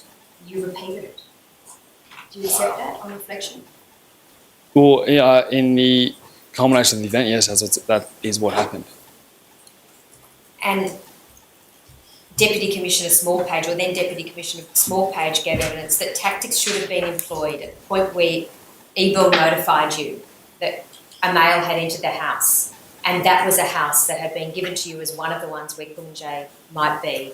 Tactics should have been employed at that point. Establish a cordon, call Walker out, not enter the building. If you if you replace the word Walker and say establish a cordon, call the male out and not enter the building. And what, enter the building? And not enter the building. Call him out. Establish a cordon, such as you could with the available resources. That would have been a safer option than entering the house and putting yourself in very close proximity with Kumanjayi. Do you accept that on reflection? I would prefer, before I accept it, I'd prefer some further, I think I'd need further information from Deputy Commissioner Smallpage on how I could do that with the resources that we had. Well, I think the answer to the question I'm posing to you is no, you don't accept that as an option. I would if I was shown how I could you do that with the resources that we had. Well, you had 4 officers available, including yourself, in Yes. the IRT, and then there was a 5th officer in terms of Donaldson who had a job, correct? Yes. You could have established those officers or set up those officers around the house, correct? Yes, but there needs to be, with a cordon, there needs to be at least, and this is not even an effective cordon, but for the worst cordon, there still needs to be a line of sight between each member, so which that would mean that the members, say you've got the front house, front of the house, the front door, you've got 5 members, so you have 2 members there, then I'm imagining you're creating the cordon with the 3 other sides of the house. That means that the 3 other officers are stationed at each side of the house, but far enough away so they can still see all members. So, You'd still end up with a situation where you have 2 people at the front and 3 officers around the side of the house. still would have created more distance than you gave yourself when you entered the house, correct? Oh, correct. And so the worst that might have happened in those circumstances is that Kumanjayi escapes, gets away from the cordon. That's not the worst that could have happened, but that's a situation that could have happened. And that's still safer than the one that you and Officer Iqbal found yourself in inside House 511. Yes, potentially, unless he committed an act of violence against someone else and caused their death or injury. So you don't make any concessions at all, is that your evidence, in relation to something that you could have done better in planning for the arrest of Kumanjayi after you had intel that a male had entered into that house and that was a house where Kumanjayi was suspected of death? No, I think I've made multiple concessions. I object. I think it's obvious he has made some concessions. I mean, it's, insofar as the question suggests that he hasn't, just in concert with what he's been saying for the last half hour. All right, well, that'll be a matter for the transcript. Thank you. Your Honour. Mr. Rolfe, you gave evidence at trial as to what occurred inside House 511, and I'm not going to go through all of it again, and I'm certainly not going to play the video unless I'm asked. But this is what you say in a trial transcript at 10:72. You are asked by your counsel then to describe, if you can, as you recall it, what you remember seeing, hearing and perceiving up to the point where you discharged the shot for the first time. And this is what you say. So when I said, put your hands behind your back, as soon as I said that, Kumanjayi started resisting. He raised his arms and started striking me around my head and neck area, and I immediately raised my left arm and left shoulder to protect my neck. Kumanjayi struck me twice on the top of the head in a hammer fist motion, which is using the rider's palm coming downwards on the top of my head. I thought this was strange because he wasn't using his knuckles. So at that point I looked at his hands. That was the first time I ID'd that he had a metal blade protruding. You then asked whether you knew any more than that, and you said, no, I just knew it was a metal blade. And your counsel says, well, we now know, as it turns out, they were scissors, and you say, correct. And you note that the first time you realised that it was scissors was when you had Kumanjayi on his stomach. You recall that evidence? Yes. And then you say, you asked, anyway, you saw what appeared to be a blade. You say, so I saw him holding a blade in a dagger-like grip, and then I had my shoulder up and my arm out to protect myself, and then he stabbed me in my left shoulder. And the answer is right. And what did you do then? Instinctively from then, I jabbed him with my left hand in the face with my left fist. And you then asked, what were you doing with your right arm or hand? And you say, instinctively at the same time, I put my hand on my Glock. At which point I realised his left hand was already on my Glock.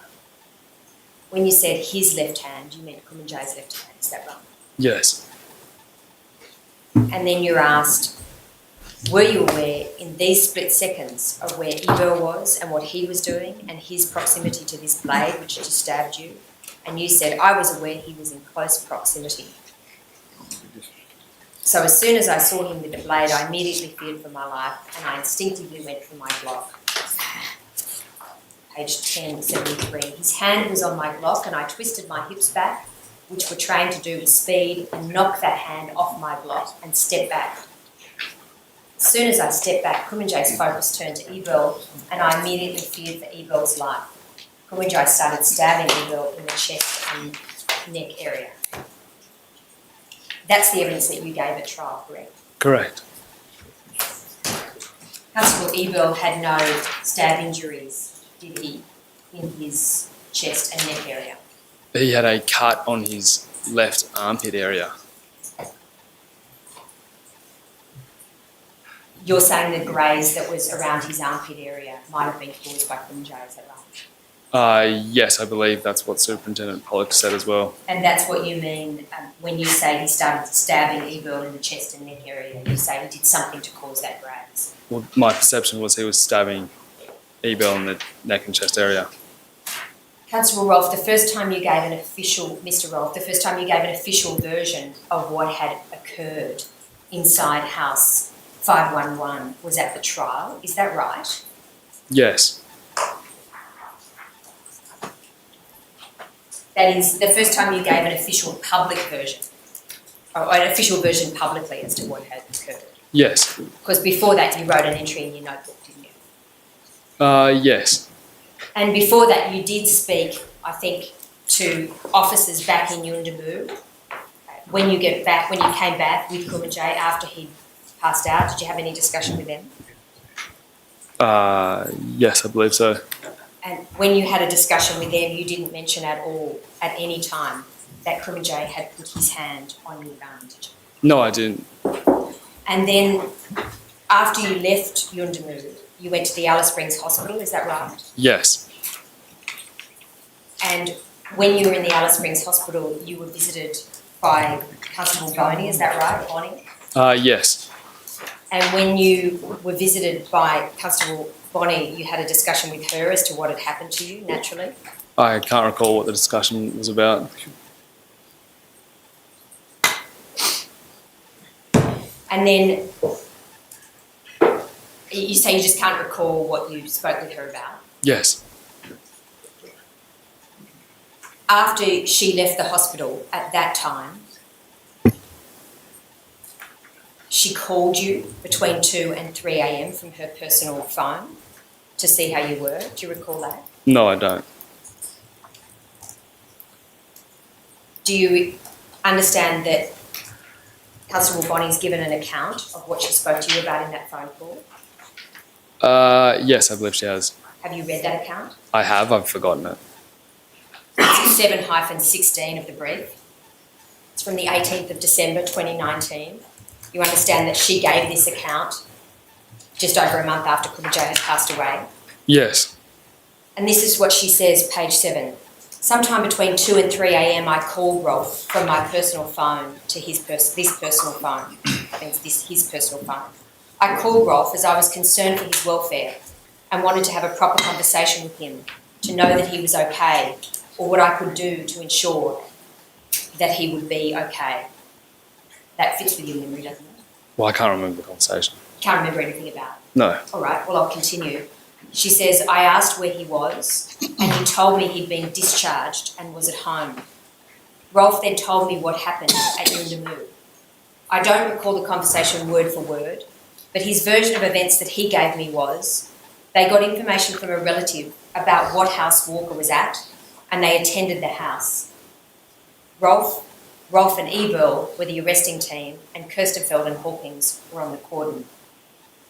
Upon entering the house, a male went to walk past Rolfe out the front door.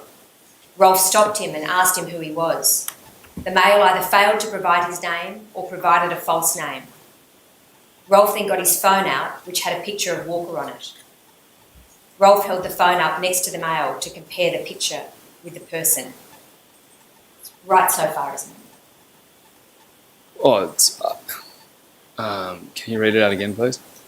Upon entering the house, a male went to walk past Rolfe out the front door. Rolfe stopped him and asked him who he was. The male either failed to provide his name or provided a false name. Rolfe then got his phone out, which had a picture of Walker on it. Rolfe held the phone up next to the male to compare the picture with the person. It's right so far? Yes. Rolfe then realised the male was in fact Walker and informed him he was under arrest. That's right? Yes. Walker Or then, it's vaguely right. I said put your hands behind your back. Walker then grabbed a blade from somewhere on his person. Rolf did not see where. That's right. Well, it's vaguely correct. Yes. All right, I'll just read the rest. Walker used his blade to stab Rolf. The blade punctured Rolf's left shoulder. Rolf reacted by creating distance between him and Walker. Ebel then ended up in a tussle with Walker, during which Rolf saw that Walker still had the blade in his hand and was stabbing Ebel with it. Rolf later told me that that Ebel didn't realise Walker had a weapon and thought he was just being punched by Walker. I don't recall if Rolf told me where on Ebel's body Walker was stabbing him. While Walker was stabbing Ebel, Rolf used his Glock to shoot Walker. Rolf told me either one of the two statements regarding the shooting, I don't remember which. I think I shot him twice, but someone told me it was 3 shots, or I think I shot him 3 times, but someone told me it was 2 shots. And Rolf told me this, I remember saying words similar to, sorry you had to do that, mate, sounds like you didn't have any other options. You would expect, wouldn't you, that Constable Bonnie would be doing her best to give an honest account? I object to this because we do have the body-worn footage. The body-worn footage tells us exactly what happened. And for this line of questioning to proceeds on the basis that someone else's account, which may or may not, to a greater or lesser extent, accord with the body-worn footage. It's not That's a not question the of whether it matches the body worn, it's a question of whether this account reflects what Mr. Rolfe told her. Well, that can be put, if someone says something that you said this, it can be put to this witness. But reading it out like this is the wrong way to go about it. All right, I protest and object. There's nothing, it's not the wrong way, and it's a bit tiring, to be perfectly honest, having Mr. Abbott tell me what is the right or wrong way to examine. I'm entitled to examine and cross-examine this witness in my role as counsel assisting this inquest. And unless the question is improper or Your Honour rules it in any other way to be improper, then I intend to ask the questions the way I want to, not the way that Mr. Abbott tells me to. In my view, there is nothing improper about putting a conversation, circumstances of the conversation, whether or not it accords with his recollection, and whether or not he is of the view that it is likely to be correct, given his apparent inability to now recall the conversation. You've heard those questions, Mr. Rolfe. You accept, don't you, that Constable Boney is an honest person? Yes. And that she would have been doing her best to record an account that you told her about on the 18th of December accurately? Yes. And that she would well have understood the importance of this incident and recording an accurate version? Yes. And there's nothing that she says in there that is inaccurate that you heard, is there? Well, there's discrepancies, but it's she's being honest. I accept. There is nothing in there in the account that you gave her to suggest that you told her that Kumanjayi put his hand on your gun, is there? I object to that because he hasn't assented to the fact that that is the account that he gave her. It's what she says is the account he gave her, but the question contains the premise that this is the account that he's admitted that this is the account he gave her. He hasn't admitted that. I withdraw it. Did you tell Bree Boney at any time when you spoke to her on the morning after Kumanjayi was shot that Kumanjayi had put his hand on your block? I can't recall, but it's likely that I did not. Mr. Rolfe, the significance of Kumanjayi putting his hand on your block is that he could have then withdrawn the weapon and shot you or Ebel, correct? If I didn't act correctly, yes. It's one of the most serious things that could happen to an officer, isn't it? To lose control of the gun. Literally just mirroring trial, so I'll go with how the trial goes. No, Mr. Rolfe, stop, please. Could you please just answer the question seriously? Yeah, this is serious. Can you please read your question again? Sure. it's one of the most serious things that can happen to a police officer, isn't it, to lose control of their service weapon? Correct, which is not what occurred. No, because you say that you acted decisively and knocked Kumanjayi's hand off your gun. I followed my training, yes. And you gave that account for the first time at trial. Yes. And you did that in spite of the fact that on a number of other occasions you gave an account of what had happened without ever mentioning that fact. Sorry, I gave it for the first time that's been recorded at the trial. Who did you tell other than the trial jury Well, I about the gun, about Kumanjayi putting his hand on the weapon, other than the trial jury and your lawyers? other than, I can't recall. I can message all my mates that I talk to on a general basis and ask if I talk to them. You can't recall anybody who you told. I know Kumanjayi. I've told other people. Prior to the trial, could we get a break? I'm nearly finished, Your Honour, if I might just finish. Certainly. We just need to get through this evidence. Prior to the trial, there were a number of accounts that you gave about what had happened to you inside House 511. Is that correct? Yes. One of them is to Bree Boney, correct? Yes. And your evidence is, to the best of your memory, you did not tell Bree Boney anything about Kumanjayi putting his hand on your gun, correct? Correct. I recall that at a later time. And you wrote some notes in an official police notebook, didn't you? Yes. Have a look at this, please. 7-1150. 115C, I beg your pardon. Yes. You've read those notes, have you? Yes. And there's nothing in that notebook entry about Kumanjayi putting his hand on your gun, is there? No, there's not. And you gave an account of what had happened to an Australian journalist by the name of Kristen Shorten, is that right? Yes. And you knew, in speaking to Miss Shorten, that you had a very sympathetic journalist, Yes. and you gave that account in December of 2019, a few weeks after Kumanjayi had passed away, correct? Correct. And in the account that you gave to Miss Shorten, you had ample opportunity, didn't you, to explain all the details for them. Correct. And you had been communicating with Miss Shorten, certainly by text prior to that time, Yes. and no doubt on the telephone as well, Yes. to make arrangements to take your evidence in a way where, I would draw that, to take an account of what had occurred in a way where you could feel comfortable explaining it. Yes. If you have a look, please, if you've got the text messages at 668.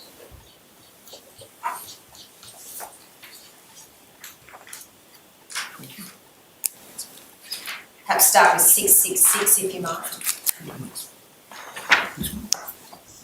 Yes. You see that Miss Shorten texts you as early as the 11th of November 2019 Yes. at 10:34 p.m. Hey mate, heard the news. Hope you and your shoulder are okay. Ignore the leftist reporting in the media. Hopefully catch up soon. Was she a good friend of yours? She was a friend, yes. And it's her partner, a police officer, is that how you knew her? Yes.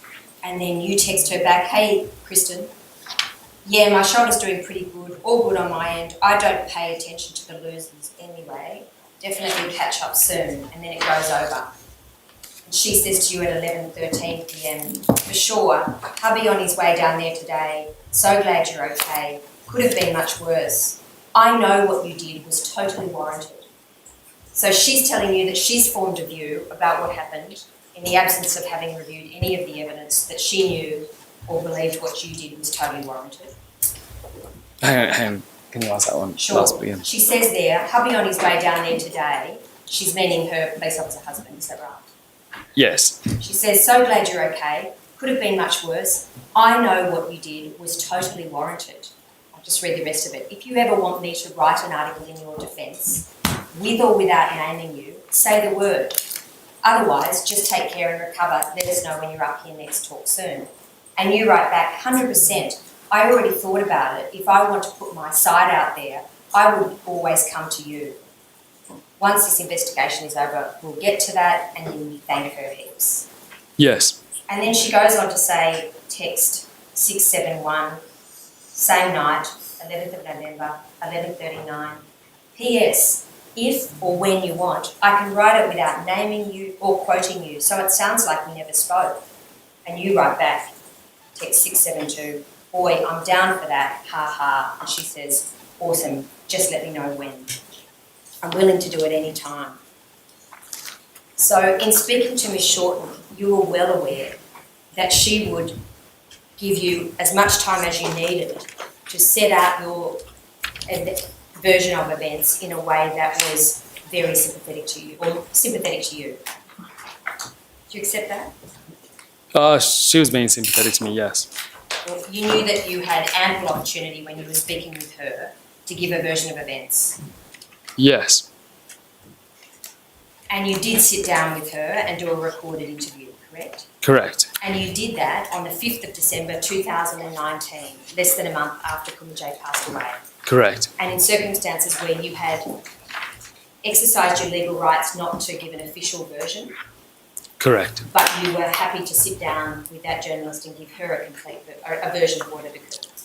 Yes, I had already had a number of concerns with the investigation, and I wanted to have what I said before, something that I could have on a USB or multiple USBs with my version of events in case the worst happened and I was found guilty for what I believed to correct the course of justice. The goal with this was to never release it. I don't think it was released until after the trial. The goal of this was to never release it. Or to not release it until after the trial.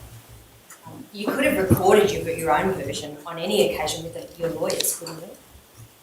Well, that assumes that he didn't. I mean, you can't ask him about what he did with his lawyers. I'm sorry, I object. I'll ask it differently. You could have recorded your version of events on a video or in a notebook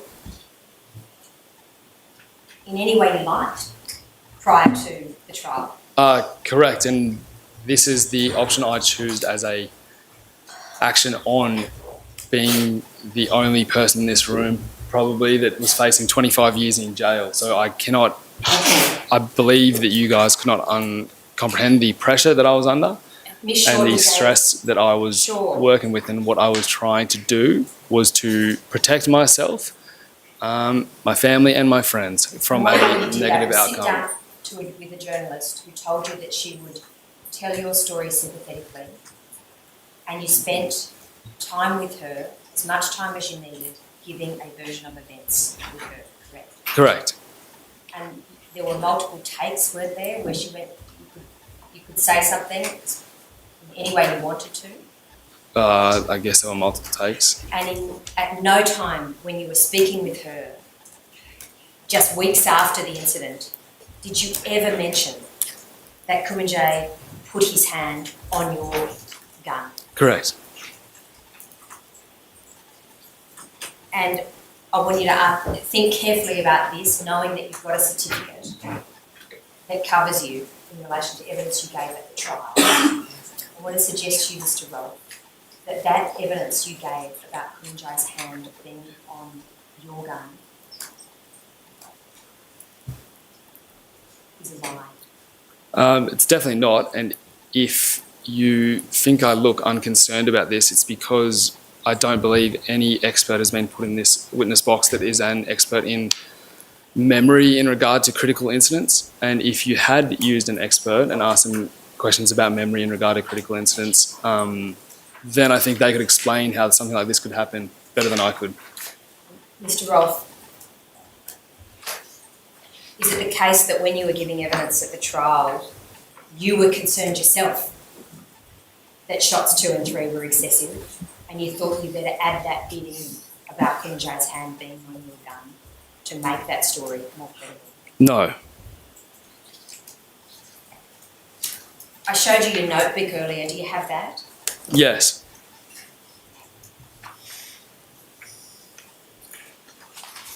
Do you see then in your notebook, you got a typed version as well as the written version? The typed version's easier if you can accept from us that that's an accurate version, an accurate typed entry. It's found at 7-115C. Do you see down the bottom of that page, you note, fearing for my own life, started biting us, hit me in the head, raised my fist back, I saw a blade in his right hand, stabbed me in the shoulder, I believe I punched him in the face at this point. Adam, Ebel and Walker ended up on the ground. I believe Walker had Adam's back. I observed Walker attempting to stab Ebel with a blade. You've already agreed, I think, that there's no mention in there about Kumanjayi's hand being a gun. Yes. And you go on to say, fearing for Ebel's life, I yelled, he's stabbing you, or words to that effect.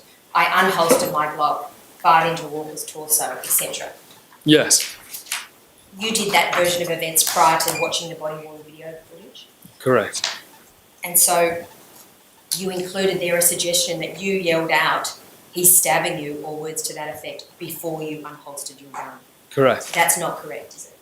Correct. And as I said before, if you bring a expert in memory in regard to critical incidents, they can explain how things like this can happen. Is it the case that you wrote up that notebook in a way that would be most favourable to your version? No, I hadn't seen the body worn yet. Draw that. In the body-worn video, what can be heard is these words when you're wrestling with Kumanjayi to get the scissors off him. He was stabbing me, he was stabbing you. That's what you said, captured on your body-worn video. Do you agree with that?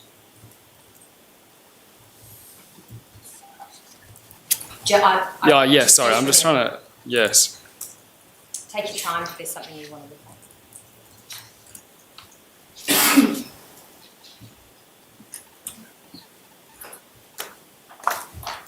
Oh yeah, sorry, no, the question before where you said I was writing these to give the best version of my support, I was writing these under what I believed. I was writing these for my lawyers.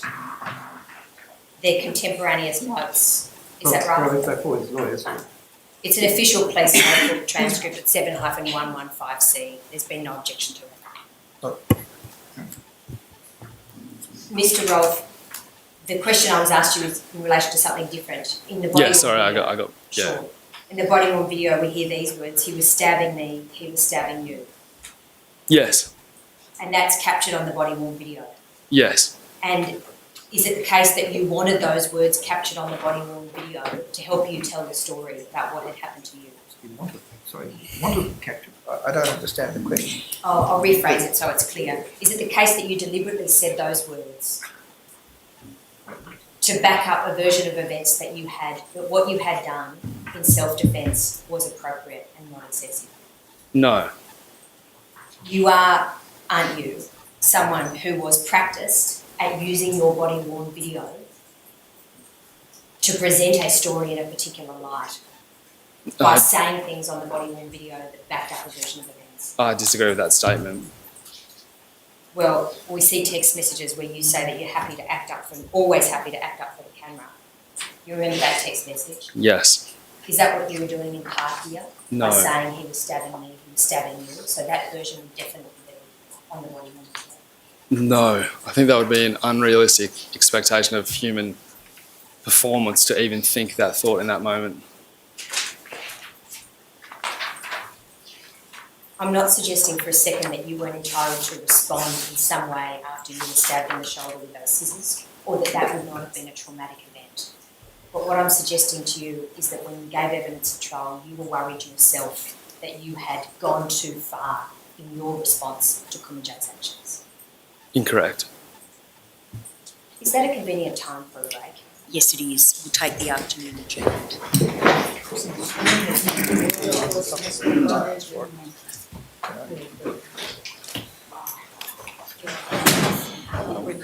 We're There goes Mike.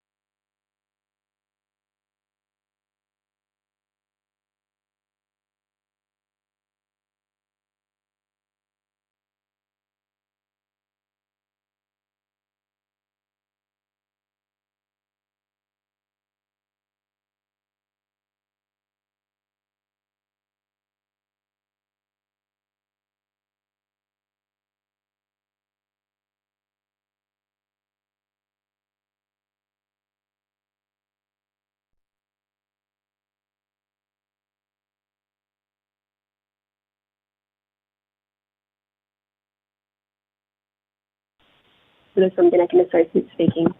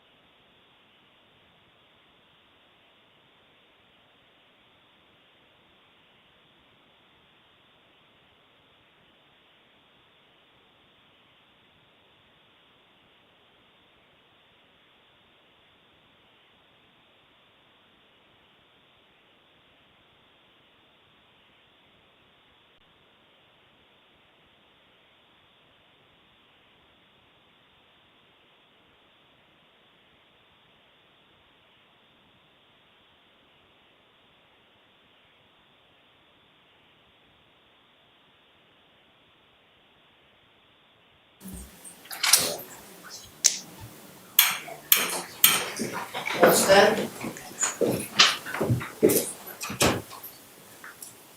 Coronial courts now issued.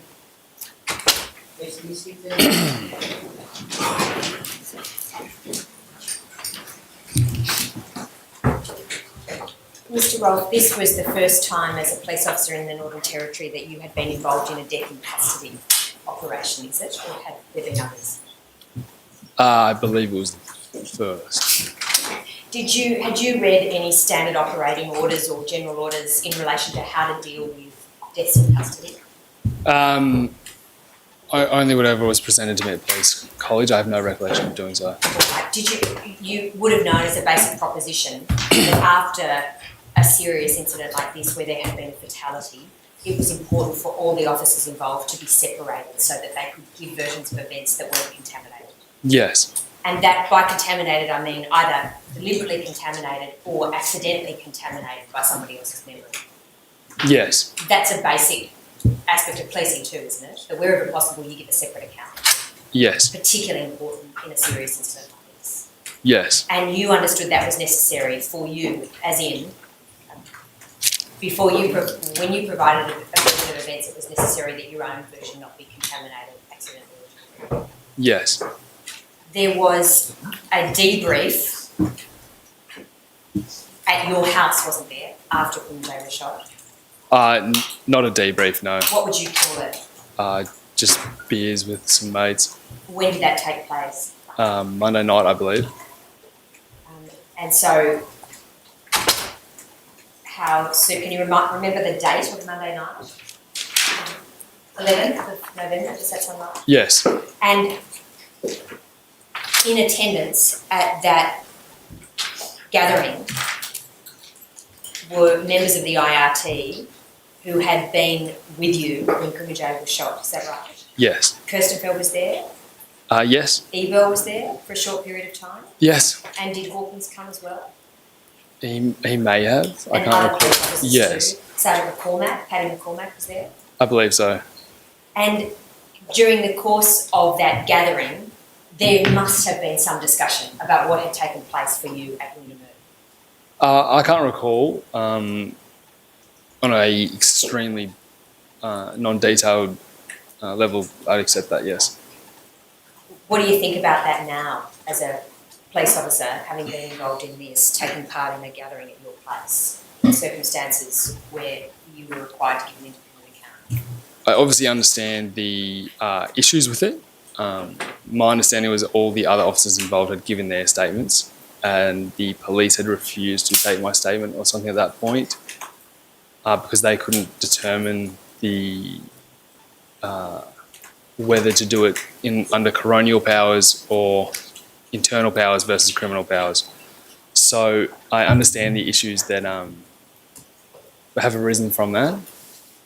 In that regard, accepting that all four of us were involved in, all four of us or five of us out there, and the other officers, but I didn't know them closely in Alice.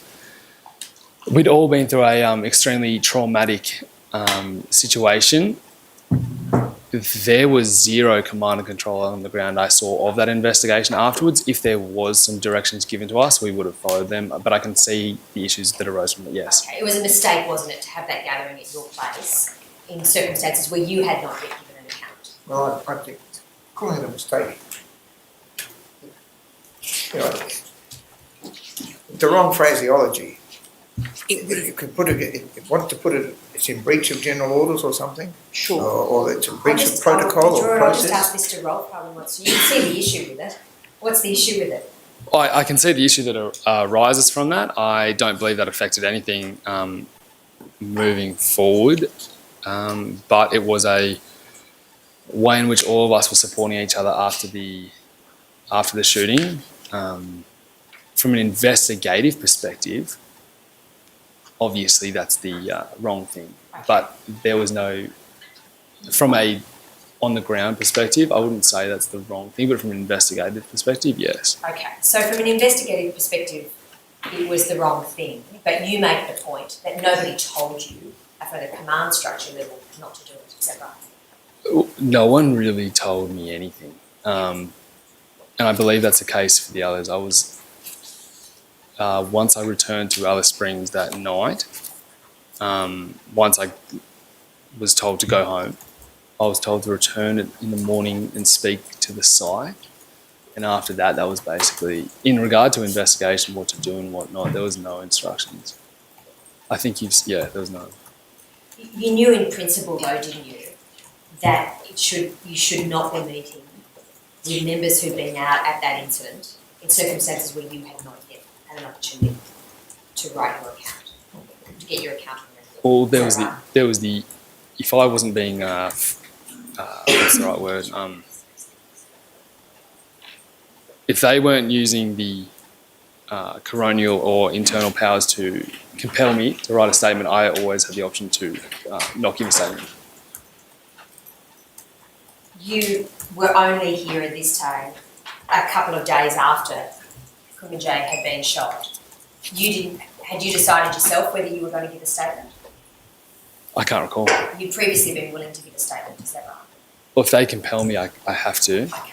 In circumstances where it was possible that you were going to give a statement, you looking back on it, should have known that you shouldn't have had that gathering. That's all I'm suggesting. Well, basically, as per the advice we give people we arrest, is that you don't need to speak to us. You can speak to a lawyer. Police abide by that. The advice I've been given throughout my career is never give a statement to the police in regard to something. I'm not being critical of you not providing the police with a statement or exercising your rights after speaking to a lawyer. Yes. I'm just saying, put your investigator's hat back on. You Yes. appreciate now, don't you, that there's a problem because of the possible contamination of evidence in terms of getting together so close to the event. There's a possibility. And you understood that concept back at the time in terms of not contaminating your evidence? Yes, and I didn't think any evidence would be contaminated. You engaged in a number of text exchanges with various people after Kumanjayi was shot. Recall that? Yes. Understandably, there were lots of your friends and family who wanted to send messages of support Yes. and reassurance. Yes. Because obviously they would be thinking that this was a terribly traumatic event that you had been involved in. Of course. A number of the messages of support came from other police officers or former army people that you've been with. Yes. One of the police officers that was texting you, understandably, was your friend Mitch Hansen. Yes. Have a look at text 591. 591. Yes. You see there a text from Constable Hanson. Yes. There are some comments that are derogatory about Assistant Commissioner Michael White. I don't need to read them out. You see them there? Yes. And then there are some comments that are there about the member has to answer his critics with IAMO plus P, etc. Correct. Did you know at that time Sergeant Ian Nankable? I don't think so, but I'd have to see a photo. Okay. Had you heard that name, Ian Nankable? I'd heard the last name, Okay. but there's other officers with that last name. I believe. Sure. So you knew at that time that a Nankable was likely to be another police officer? I knew that wasn't a police officer, yes. Because what is texted to you there from Constable Hanson is this. The member has to answer his critics with IAMO plus P. I equals intent. Meaning, and I'll take that swear word out, the person, let's say, was telling them he was going to stab the police. He had the ability to do so because he both said it was a young, fit male who, looking at Rolf, would have had size disparity. M equals means he had an edged weapon and told the police he, more than like said, was going to kill them. O, opportunity. The members let him get close enough to be afforded the opportunity to stab one of them, and coupled with all of the above, IAMO plus P equals preclusion. I was precluded from all other options available to me, being distance, time, cover, taser, baton, spray, etc. So I had no other option but to protect myself and those with me by shooting the offender to gain immediate subject control and incapacitation. That what I did, taught by some very experienced old members in 1994, never forget it, IAMO plus P. And the next message, Mitch Hanson says, Ian Nankable sent this to me, sent this to send to you. He was involved in shooting someone in Big Pole, so he said to send this through. And you write back, awesome, awesome, awesome. Thank you for that, brother.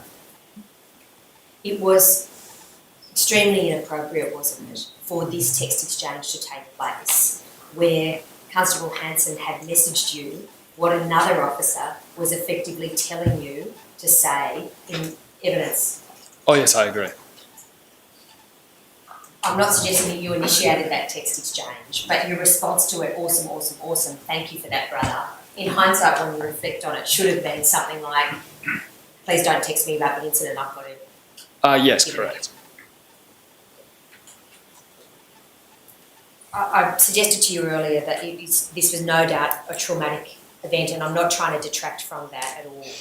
Some of your mates, when they're texting you, in effect, laud you as some sort of hero as a result of being involved in this terrible incident where a young man lost his life. Yes. You know that, don't you? Yes. And so text 600, for example. Civilian, by the way. Sure. That person, I'll just use the initials JG. Is that a formerly Army officer? Soldier, yes. Soldier. I'm not going to suggest that his name's ever released, but current soldier or former? He still works for the government. He says to you on the 10th of November at 1:45, hey brah, super stoked for you. And you write back, my man. And then he says, let's see those pussies in TRG say no now. And you say oath. Is that someone you'd spoken to previously about your frustrations in not getting to TRG? Yes. And he's effectively saying, stoked for you, as if it's some sort of celebration that we've just shot dead. In regard to the celebration, the celebration aspect of it, I would say that obviously it's completely tragic that a young man lost his life. On the other side of it, a man tried to kill me and my partner, and I survived. So that's the element that I see. It's nothing against not even speaking about that. He's probably not even thinking about the tragedy. And in times just such as I have, when I think about it in one way and a different way, there's definite sadness in that. This is, I believe, the idea that, of course, it is a good thing from one perspective that if someone tries to kill you, you like they are not successful in that. there is an element of goodness. There's two sides to both this thing. So there is an element of that, yes. And I know it's there. It's a natural thing. It's a natural response to staying alive when someone tries to kill you. But Mr. Rolfe, the text exchange is not that person, JG, texting you saying, hey brah, so stoked that you're still alive. Thank God you didn't get stabbed any more seriously. He's saying, super stoked for you. Let's see those pussies in TRG saying no now. And you're saying, oh, you can see, can't you, that what it is, whether it, you might have an explanation for why you talk like this with your mates, but it appears to me to be a celebration of the fact that you shot someone on duty, because that will somehow enhance your tactical reputation in terms of getting into the TRG. I object to how it appears to her. My learned friend. There's nothing objectionable about that question, and Mr. Rolfe is entitled to reflect on it, and in fairness, he should do. It might appear to someone that it's this, and he can reflect on that and answer whether that was what he understood it to be. Mr. Rolfe, do you want the question again, or do you No, understand? that's all right. I understand it. It might appear to that, but it also doesn't say, hey, brah, super stoked for you that you shot someone on duty and now you enhance your policing career and you're likely to get into TRG now. It doesn't say that. So on the flip side of the coin, without knowing his and my relationship, without knowing our vocabulary, of course there could be misconceptions about what this means, and I would maintain my initial answer. I understand the perspective. You're always going to have a misunderstanding looking at someone else's speech. It might be seen, reading these text messages, that the relationship that you appear to have with some of your mates involves a celebration of the use of force. Whether it's letting off steam or otherwise, that's what you do with some of your mates. Here, in these elements, I believe it's a celebration of being alive when someone tried to kill me and got very close. Can I suggest to you, I really want to ask you to reflect on that message. You would appreciate reading it, that what he's saying, in effect, it appears, is stoked for you that this incident occurred because you're more likely to get into the TRG. No, I disagree. Can I suggest to you on reflection that in terms of your relationships with some of these men who you've texted, while you're a serving police officer, required to do tactical jobs, it's pretty toxic in some aspects? I don't even know what they are. What you mean when you say toxic? It's not a healthy thing to do to celebrate the use of force in text messages or otherwise. I'm not sure. I think this is healthy. You think that's just healthy letting off steam? I think this is a healthy celebration, in a way, using your words, that I have survived someone trying to take my life.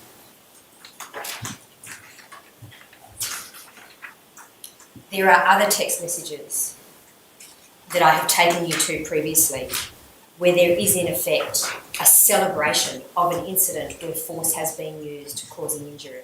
You're aware of them? I'm aware of the messages you're speaking about, yes. That is not a healthy way, I'm suggesting to you on reflection, to let off steam or to deal with what you confronted with as a police officer. I'm not sure if it's healthy or unhealthy. I've admitted previously that it's unprofessional bragging about that for sure. In regard to the health of whatever, in whichever way you're venting, I don't know if health is the right word. Is it a polite way? No. Is it an offensive way? Yes. But I don't know if health is the correct word. If you, yes. I don't know, yeah. Well, I'm nearly finished, Mr. Rolfe, but yes. what I want to suggest to you is that no one's going to suggest that it's okay that your life is put in danger as a police officer or that you're ever stabbed with scissors as a police officer. That is really regrettable. But bragging about use of force is making it much more likely that you'll be willing to use it when you're confronted with a situation. Do you accept that? I'm not sure about that. Just finally, before I sit down, you said earlier that you have reflected on, there are different ways to see this incident, and you've reflected on it obviously a lot since the tragedy of November 2019. Yes. Is there anything that you want the opportunity to say to Kumanjayi's family, or would you rather leave that to the end? No, I have thought about this, and I don't want to. I believe it's an inauthentic way to do so in this manner. I don't want any more public spectacle. If they or any of the family members want to speak to me privately in any form of situation with other people there, I'm willing to do that. After, like I would say, after this is done, when my words can no longer be used against me, ideally. Those are my questions, Rob. Yes, Mr. Bowe. Thank you, Honour. Mr. Rolfe, my name is Andrew Bowe. I'm one of the barristers who have been acting for the Walker, Lane and Robertson families. I have prepared a sequential series of questions, but given the time of day, my understanding is that we might sit close to 5. I just want to deal with some discrete issues first. In order to do that, I will need to summarise some points on this issue. I'm not going to rehearse the evidence. I'm not going to try to trick you in any way, I assure you. I just want to get the premise right before I get to the propositions, okay? Yes. And if you've got a concern, or if Mr. Abbott stands up, would you just do me the courtesy of finishing the question but not answer it? And then Mr. Abbott frame any objection and I'll stand corrected by Her Honour. Yes. The first issue I wanted to interrogate in a manner that wasn't interrogated by counsel assisting, and that's not a criticism, it's just why I'm doing it, concerns the whole issue of body-worn cameras. Okay? Yes. I just want to put 3 or 4 propositions first for the premise, and I don't think they're controversial. I understood from your evidence that there was a period of time when you first started at Alice Springs that you and your cohorts were reluctant or resistant to turning on your cameras because it felt like they were designed to catch police out for swearing in the like. Is that fair? Yes, among other examples, but yes. Yes. But that changed on your part after some time, and specifically after Sergeant Gall gave you some remedial advice on that issue. Yes. That was the second time, and then I think you understood from that or believed from that there may be in fact a benefit in ensuring that your conduct and language was in fact recorded for your sake in rebutting any false allegations of use of force and the like. Is that fair? I would say less so in that regard, more so in the importance of collecting evidence. Right. But yeah. Okay, thank you. Now, and I'm not going to take you to it, nor am I going to use any pejorative commentary.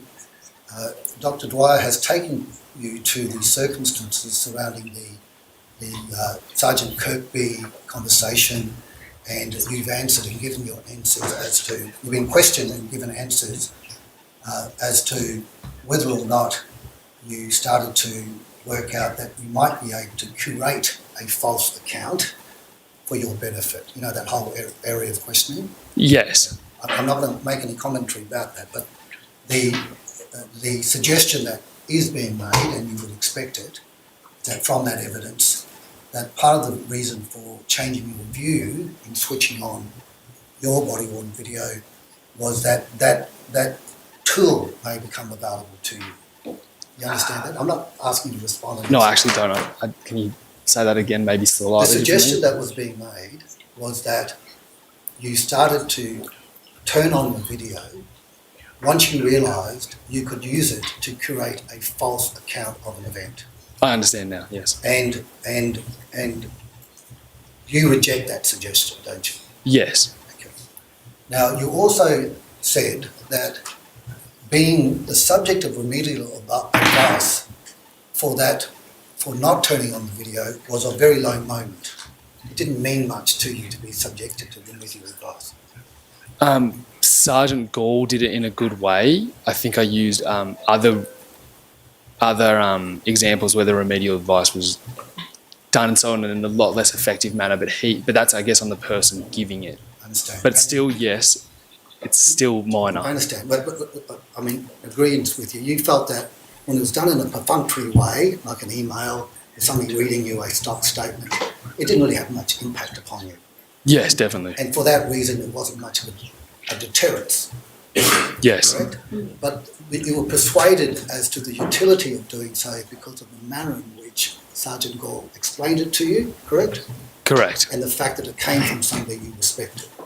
It was the manner in which he explained it to me, and in addition of that, an error I had on the job with the lack of evidence.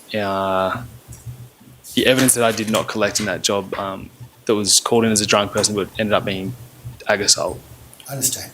But yes. Just looking forward, in terms of rules of that kind, to constables to do things which are intended by top brass to provide assistance to constables, what would have been a more effective deterrence to make sure that you did in fact do something that the senior command felt was necessary and useful for constables, like a fine, a suspension? What would have been a deterrent for you?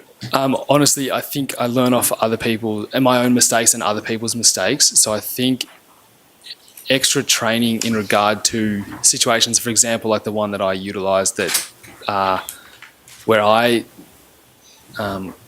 wished that I had my body worn on when I didn't, and the cause of that was because I wasn't used to my muscle memory wasn't used to. I didn't use it enough to create that muscle memory. So I think if there's when you get your body worn video training, if there's an additional, for example,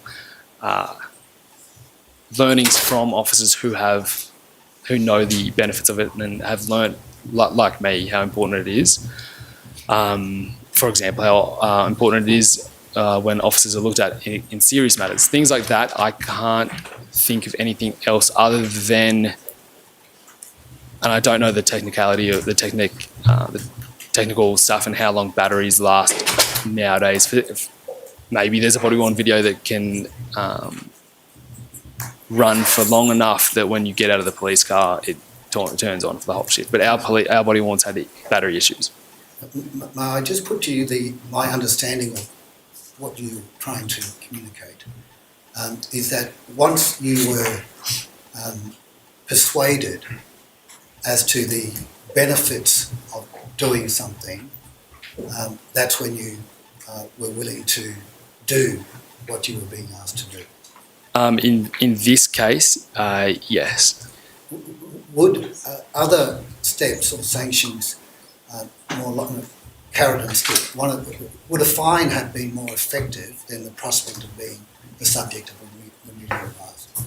Yeah, definitely. If there was especially early on in the career, I didn't feel like there was any stick at all. I understand. If there was a stick, yes, definitely. Okay. And would, for example, being stood down from operational duties for a period so that you could appreciate that you can't go out on patrol without complying with these sorts of rules, would that have been a greater deterrent than, say, just remedial advice? Yes, I believe that would be something like that would be a good punishment, because it would seem, from what you're saying, that it is not a long-standing mark against your career, for example. It's a punishment that's dealt with in that time frame, and perhaps, obviously, if you don't learn from that, yes, increased. I appreciate you're no longer a member of the service, but is there, of the force I should say, is there anything else that you could think of as an appropriate stick, such that people like your cohorts at that time might more likely have complied with those sorts of directions? Without building resentment, what you just said, standing down from active duty into desk duty, for most officers, I believe that would be an effective punishment. Obviously, that would have to increase if the issue was reoccurring. If there are any other, that I think would be, because that would be punishments along that line, I believe would be effective. And a punishment which was known by your cohorts, so they knew why you were being stood down as well. That would be part of the effectiveness. Correct. I think if anything is going to be done like that, it needs to be widely and obviously known, so there's no miscommunication or misunderstanding. Now, moving forward with the whole issue of body-worn videos to your trial, by then you became aware that what was being depicted on body-worn videos taken from your camera and that of Senior Constable Earl and Hawkins, Sergeant Hawkins, those documents, if I can use that phrase, became important aspects of the prosecution case against you. You understood that? Yes. And in seeking to persuade the jury as to that your narrative should be accepted, the approach you took in your evidence, and I'll take you to that if need be, and in the evidence called and by the arguments made by your senior counsel, was premised upon the notion that purely relying upon the body-worn video camera footage necessarily misses a lot of the context and can be quite misleading. That's fair, isn't it? That's a fair summation of the approach taken at your trial in your defence. Yes, I believe so. Transcript 134.2, in Senior Counsel's closing, he included, well, ladies and gentlemen, the evidence of Ben McDevitt, just pausing for a moment, he was an expert called by you in your defence, correct? Correct. Quote, in any event, merely confirms that what we have been saying since the commencement of this trial, that shots 2 and 3 cannot be distinguished from shot 1. Here's the point. The notion that you can separate the shots into different incidents is again entirely misleading and does not represent what actually confronted Zachary Rolfe in these critical seconds. You recall that? Yes. Now, so the view then, at least by the time you were facing trial, is that body-worn video footage may not portray the sense of threat perceived by those in the situation. That's fair? Yes. Assessing a situation solely on body-worn video footage necessarily excludes consideration of what happened or what was said before the cameras were rolled, for example. Correct. Those present, of course, may have a better appreciation of the context. Correct.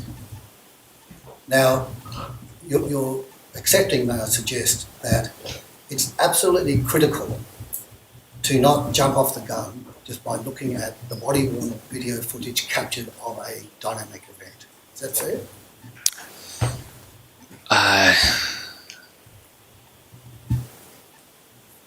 Yes, yes. So, now I didn't go to the approach you took in watching the body-worn footage of the axe incident. Yes.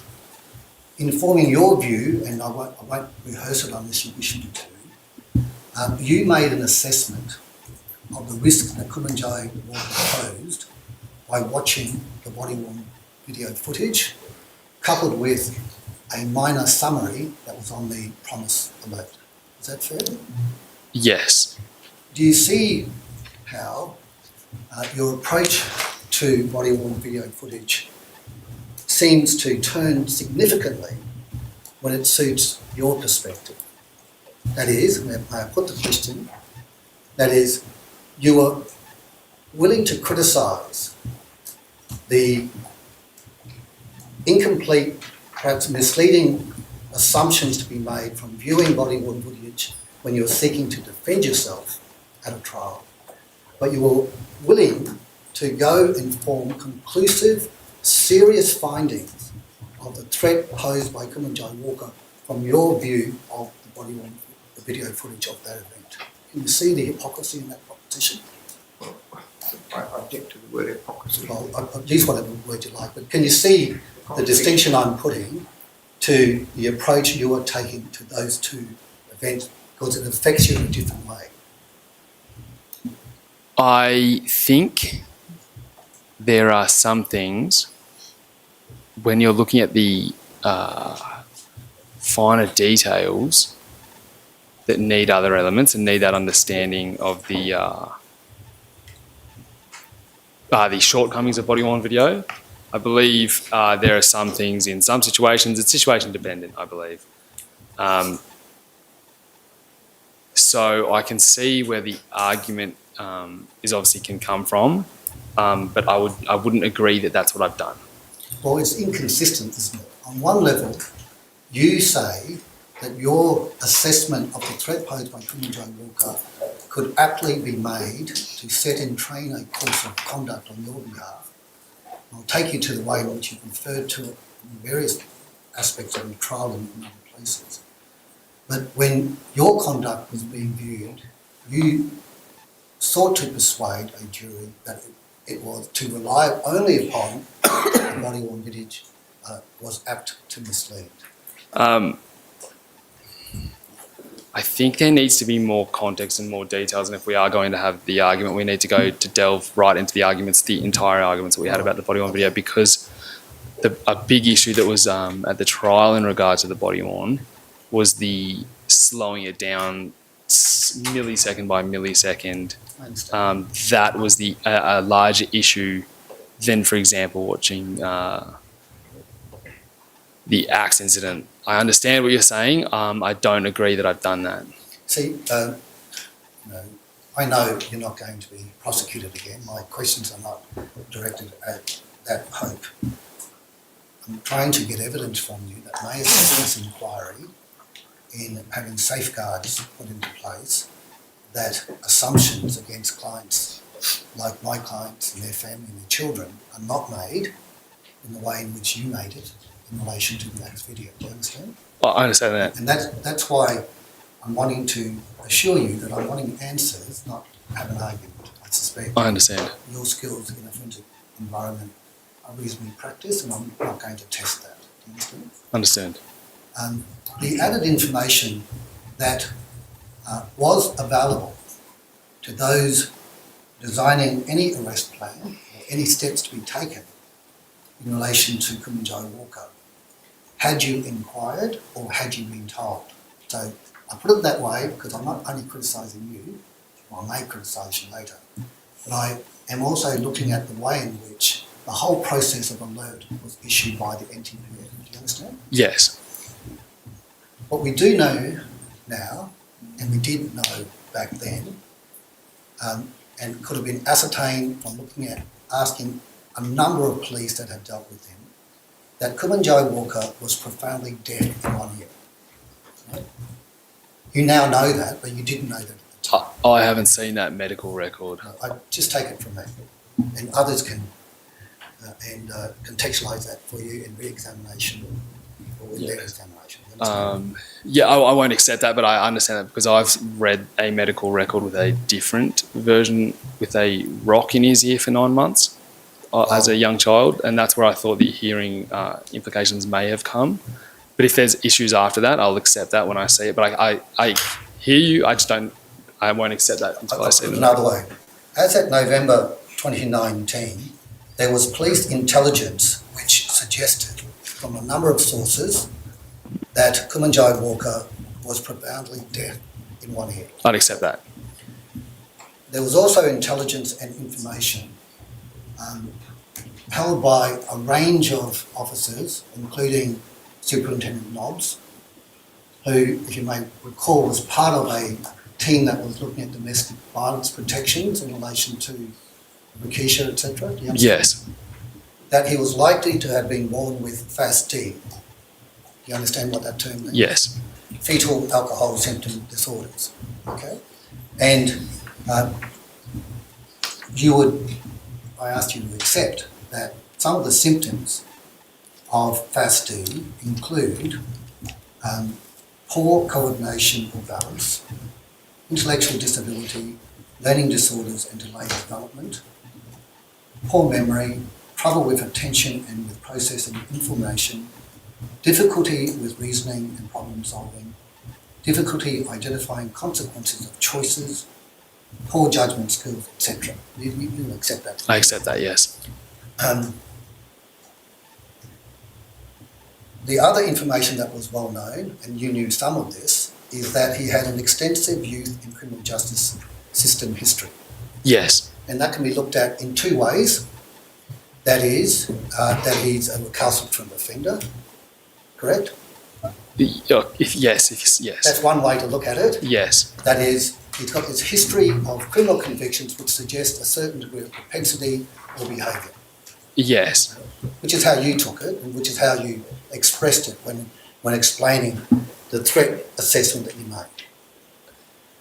Yes, there is a more sympathetic element, but I guess in regard to the role, what you're putting to me is correct. Yes. Now, what I'm putting to you is the information that was available that would augment any conclusion being made about the threat he posed merely from looking at the body-worn video. Yes. And the other side of that history with the system is the concept that we spoke earlier about the trauma-induced behaviour that you ought to be aware of when you're seeking to apprehend a juvenile offender that we discussed earlier on that bin incident. Yes. And you recognised then that there were lots of ways in which police have learnt how to more safely apprehend a juvenile or young offender with this sort of history. I'm agreeing, but I don't know if I'm aware of the training being conducted. Okay.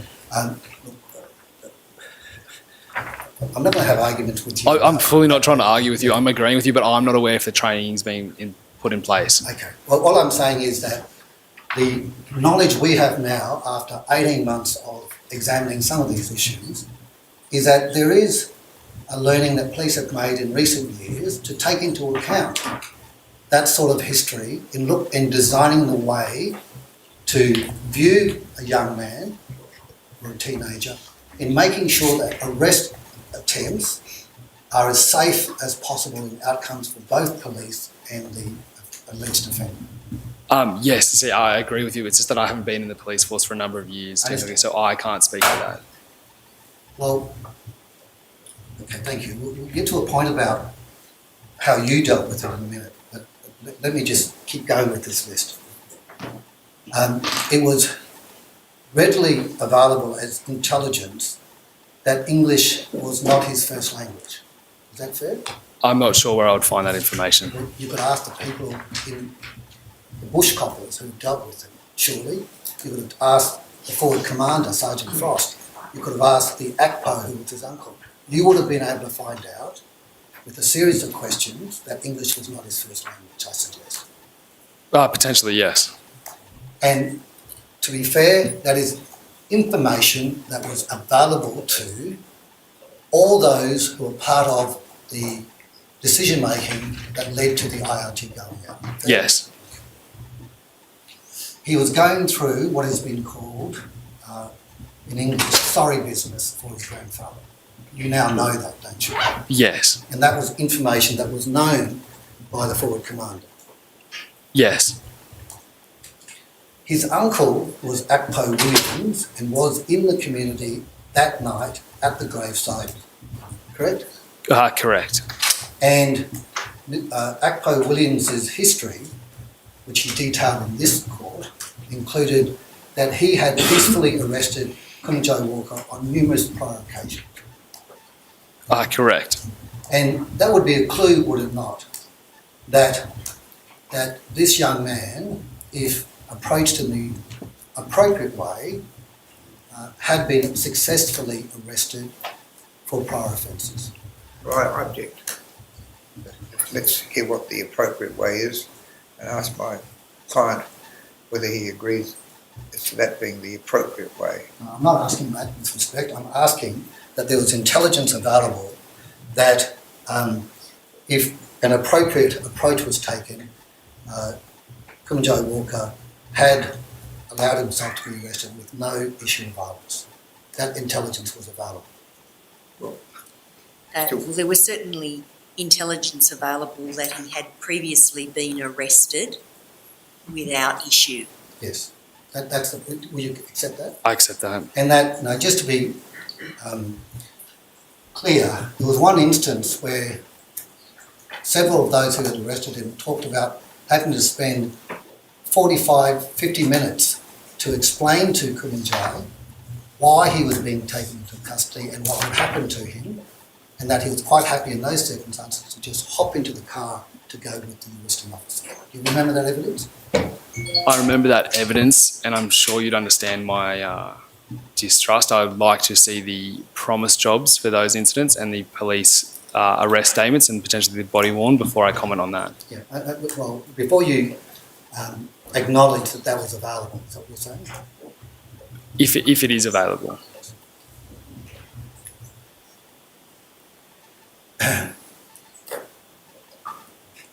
The information that is now available from the police officers involved in the incident, and may I suggest would have been available if appropriate inquiry or documentation of that was made, is that during the course of that arrest attempt, Kumanjayi went for the axe and got irritated when he perceived that the officers were manhandling his girlfriend.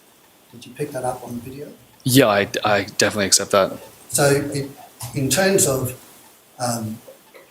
contextualising or assessing his threat, what was learnt from looking at that video was that he resorted to that because of a perception that his girlfriend was being manhandled by police. I accept that. And insofar as the Hand Smith accounts, you've accepted, have you not, that the evidence available from them and had been received by Commander at Worst was the assessment by Hand that I don't think he wanted to chop us up, he just wanted to escape. No one was injured, and that's the best result in my view. You know that that was part of police intelligence on this incident prior to your involvement. That was part of police intelligence. That was on an email, yes.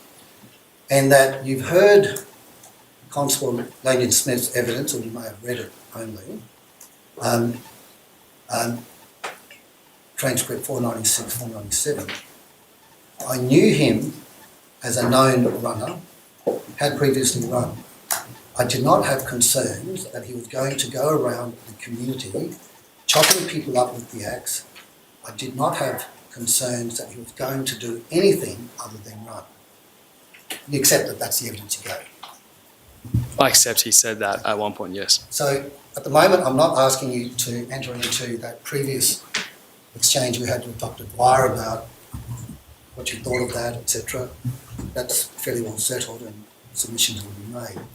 The proposition I am seeking to develop in this conversation is that this shows how dangerous and misleading it was to form an assessment of the threat posed by Kumanjayi Walker merely from watching the body-worn video. Do you accept that? I don't think it was a dangerous thing to do to form that perception. Certainly dangerous for him, wasn't it?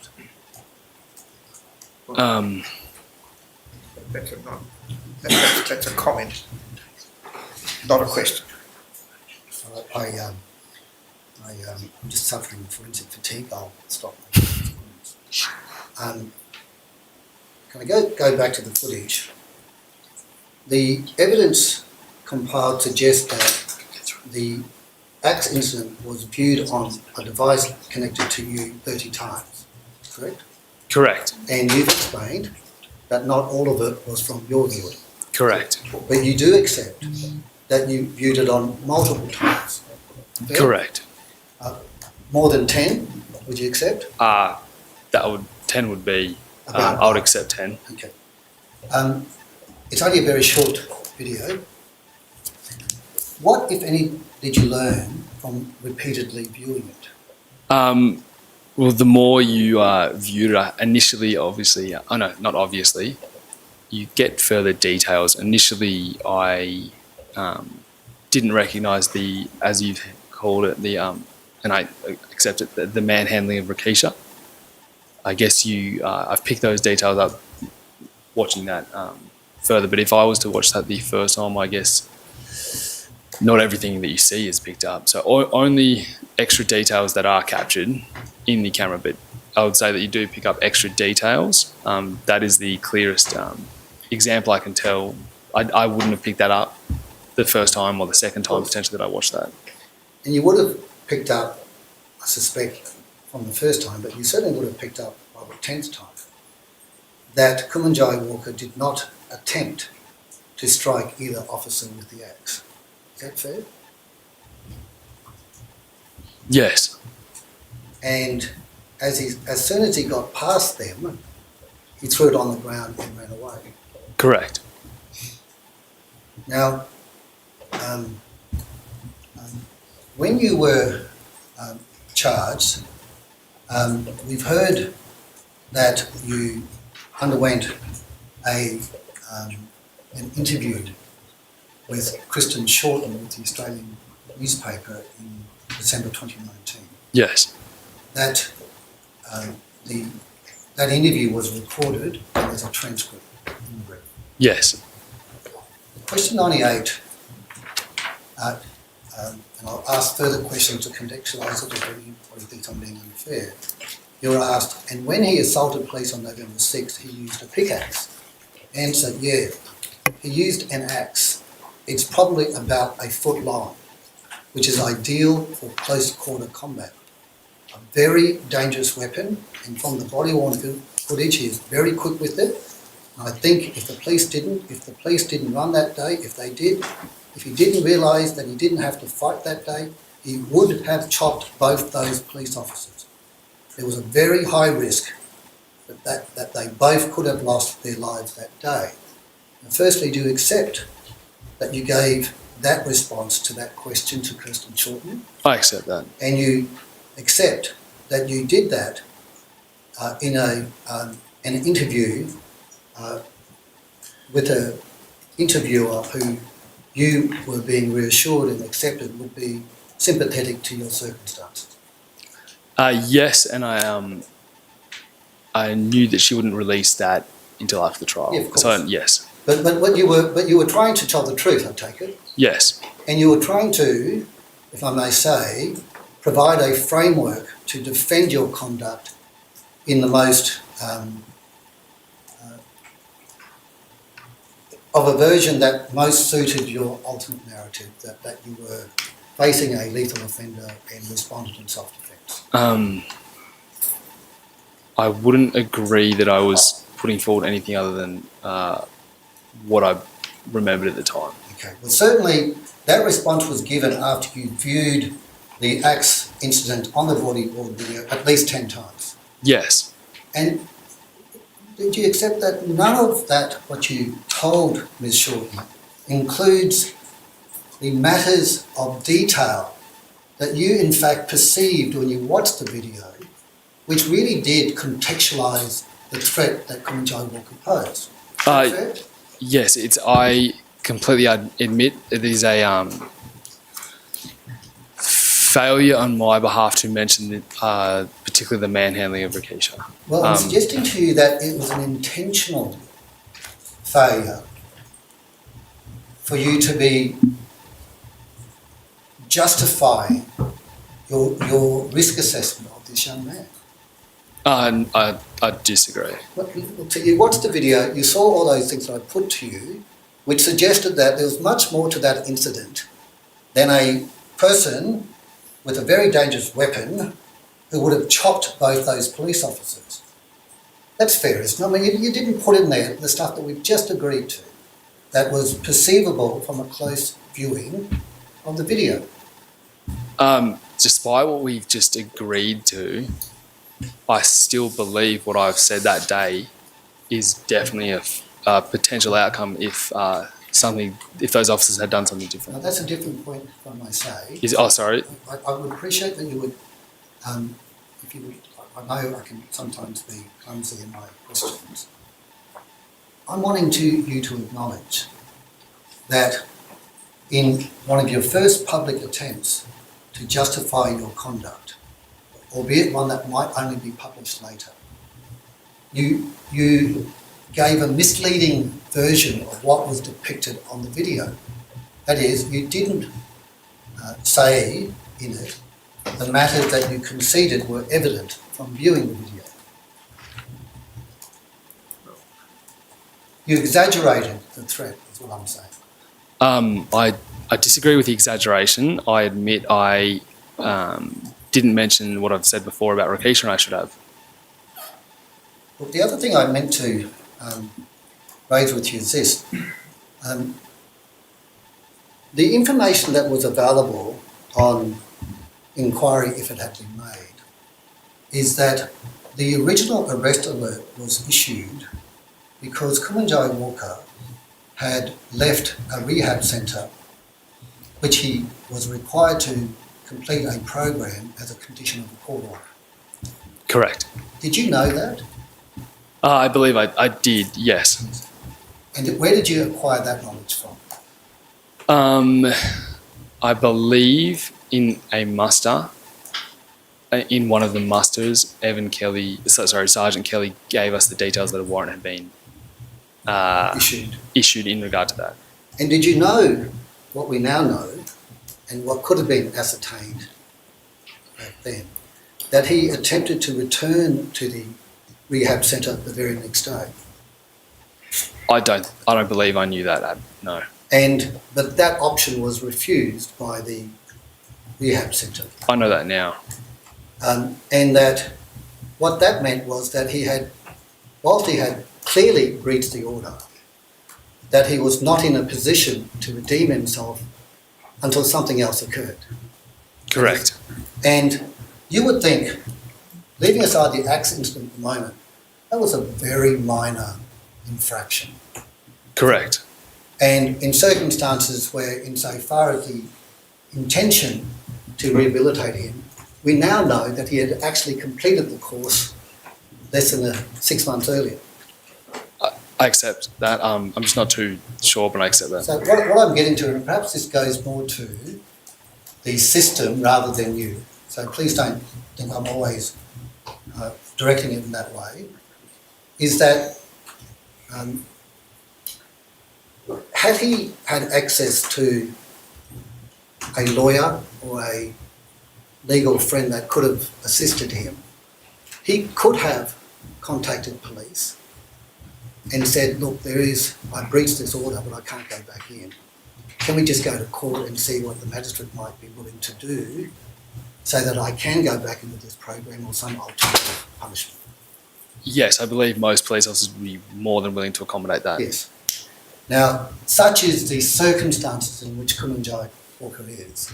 He never, ever got that opportunity. Correct. And does that not heighten the tragedy that the moment he left that centre, he became so vulnerable within the criminal justice system unless there was a support framework around for him to reintegrate back into the system. I agree. And yet less than 3 or 4 days later, he's been shot to death. 8 days or 9 days later. Okay, well, let's not be too picky. My point is this. Can you appreciate that in those circumstances that it is critical that you assist us in looking at the facts surrounding your role in this case, the decisions you made, so that we can perhaps look at ways in which this sort of tragedy does not unfold again? Yes. I'm hoping tomorrow, if it's convenient to honour, to go back to some of the matters that was covered by Dr. Dwyer, not to rehearse any of the detail, but just because there are sometimes differences, reasonable sometimes, between the way in which a forensic approach is taken to the same evidence, okay? Yes. So I'm going to take you through some of that detail. Okay. The last question I'm going to ask you for tonight, if that's okay with Your Honour, is that if in fact you did genuinely believe, giving you that benefit, that he was a lethal threat following the axe incident, would not the appropriate course to be taken is to agitate for the TRG to be called?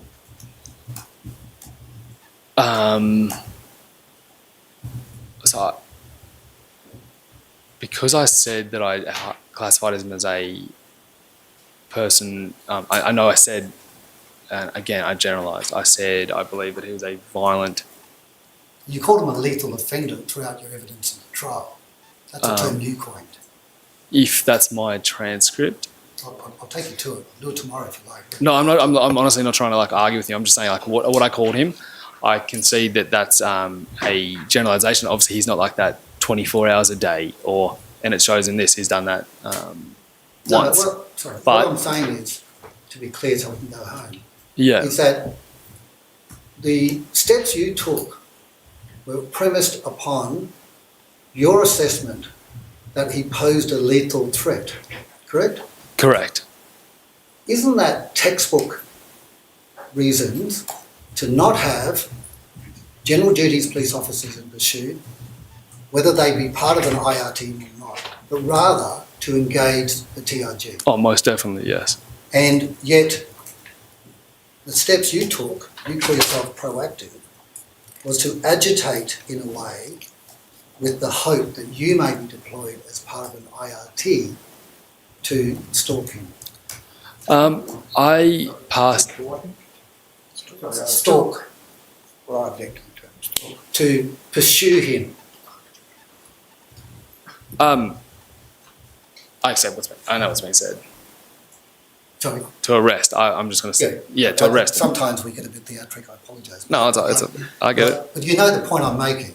Yes, I know the point you're making. Because when I can go through it if you like, Dr. Dwyer, with respect, carefully and meticulously took to you all the evidence on your decision making, and a submission I may make is that the steps you took were geared towards promoting the opportunity for you to be part of an IRT team to be sent to do what the bush coppers couldn't do, which is to go and arrest him.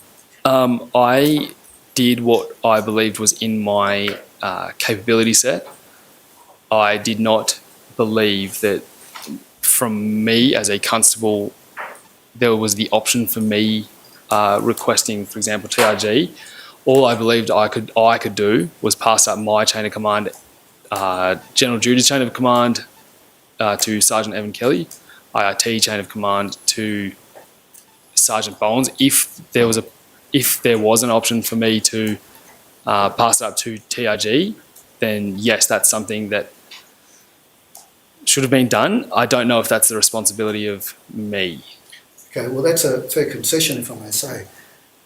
I guess that leads to two other short points. That is, it's hardly the position of a constable with less than 3 years' experience to be making the sorts of assessments as to what sort of team should be pursuing a person like Kumanjayi Walker, is it? I believe. I know you've got a pretty self-assured view of yourself as to your assessment capacity, but in terms of systemic things, I'm just making it easy for him to answer. In terms of systemic things, one would think that people with more experience and capacity should be making that assessment. Whoever has the more experience and the more capacity, whoever is that's making those decisions, the better. Yes. And all right. Thank you. Is that a convenient time? It is, Mr. Bowe. So, sorry. I'm sorry, Your Honour. Just out of courtesy, I'm unavailable tomorrow until 11:30. Thanks for letting In me. addition, my cross-examination, which was going to be 2 hours, is probably reduced to 45 minutes. Thank you. I want to buy it off him if I can. I'll keep a track of times Thank you. because we do need to finish this week. We'll adjourn, and it's a 9 o'clock start tomorrow. It's about a few hours. I asked it to be a 9 o'clock start. Yes. Sleep deprivation is a joy. Would you It's rather only mind 5 just checking o'clock with the now. witness that Oh, 9th. that got Just warming up. we'll stand. Roger, plus passenger.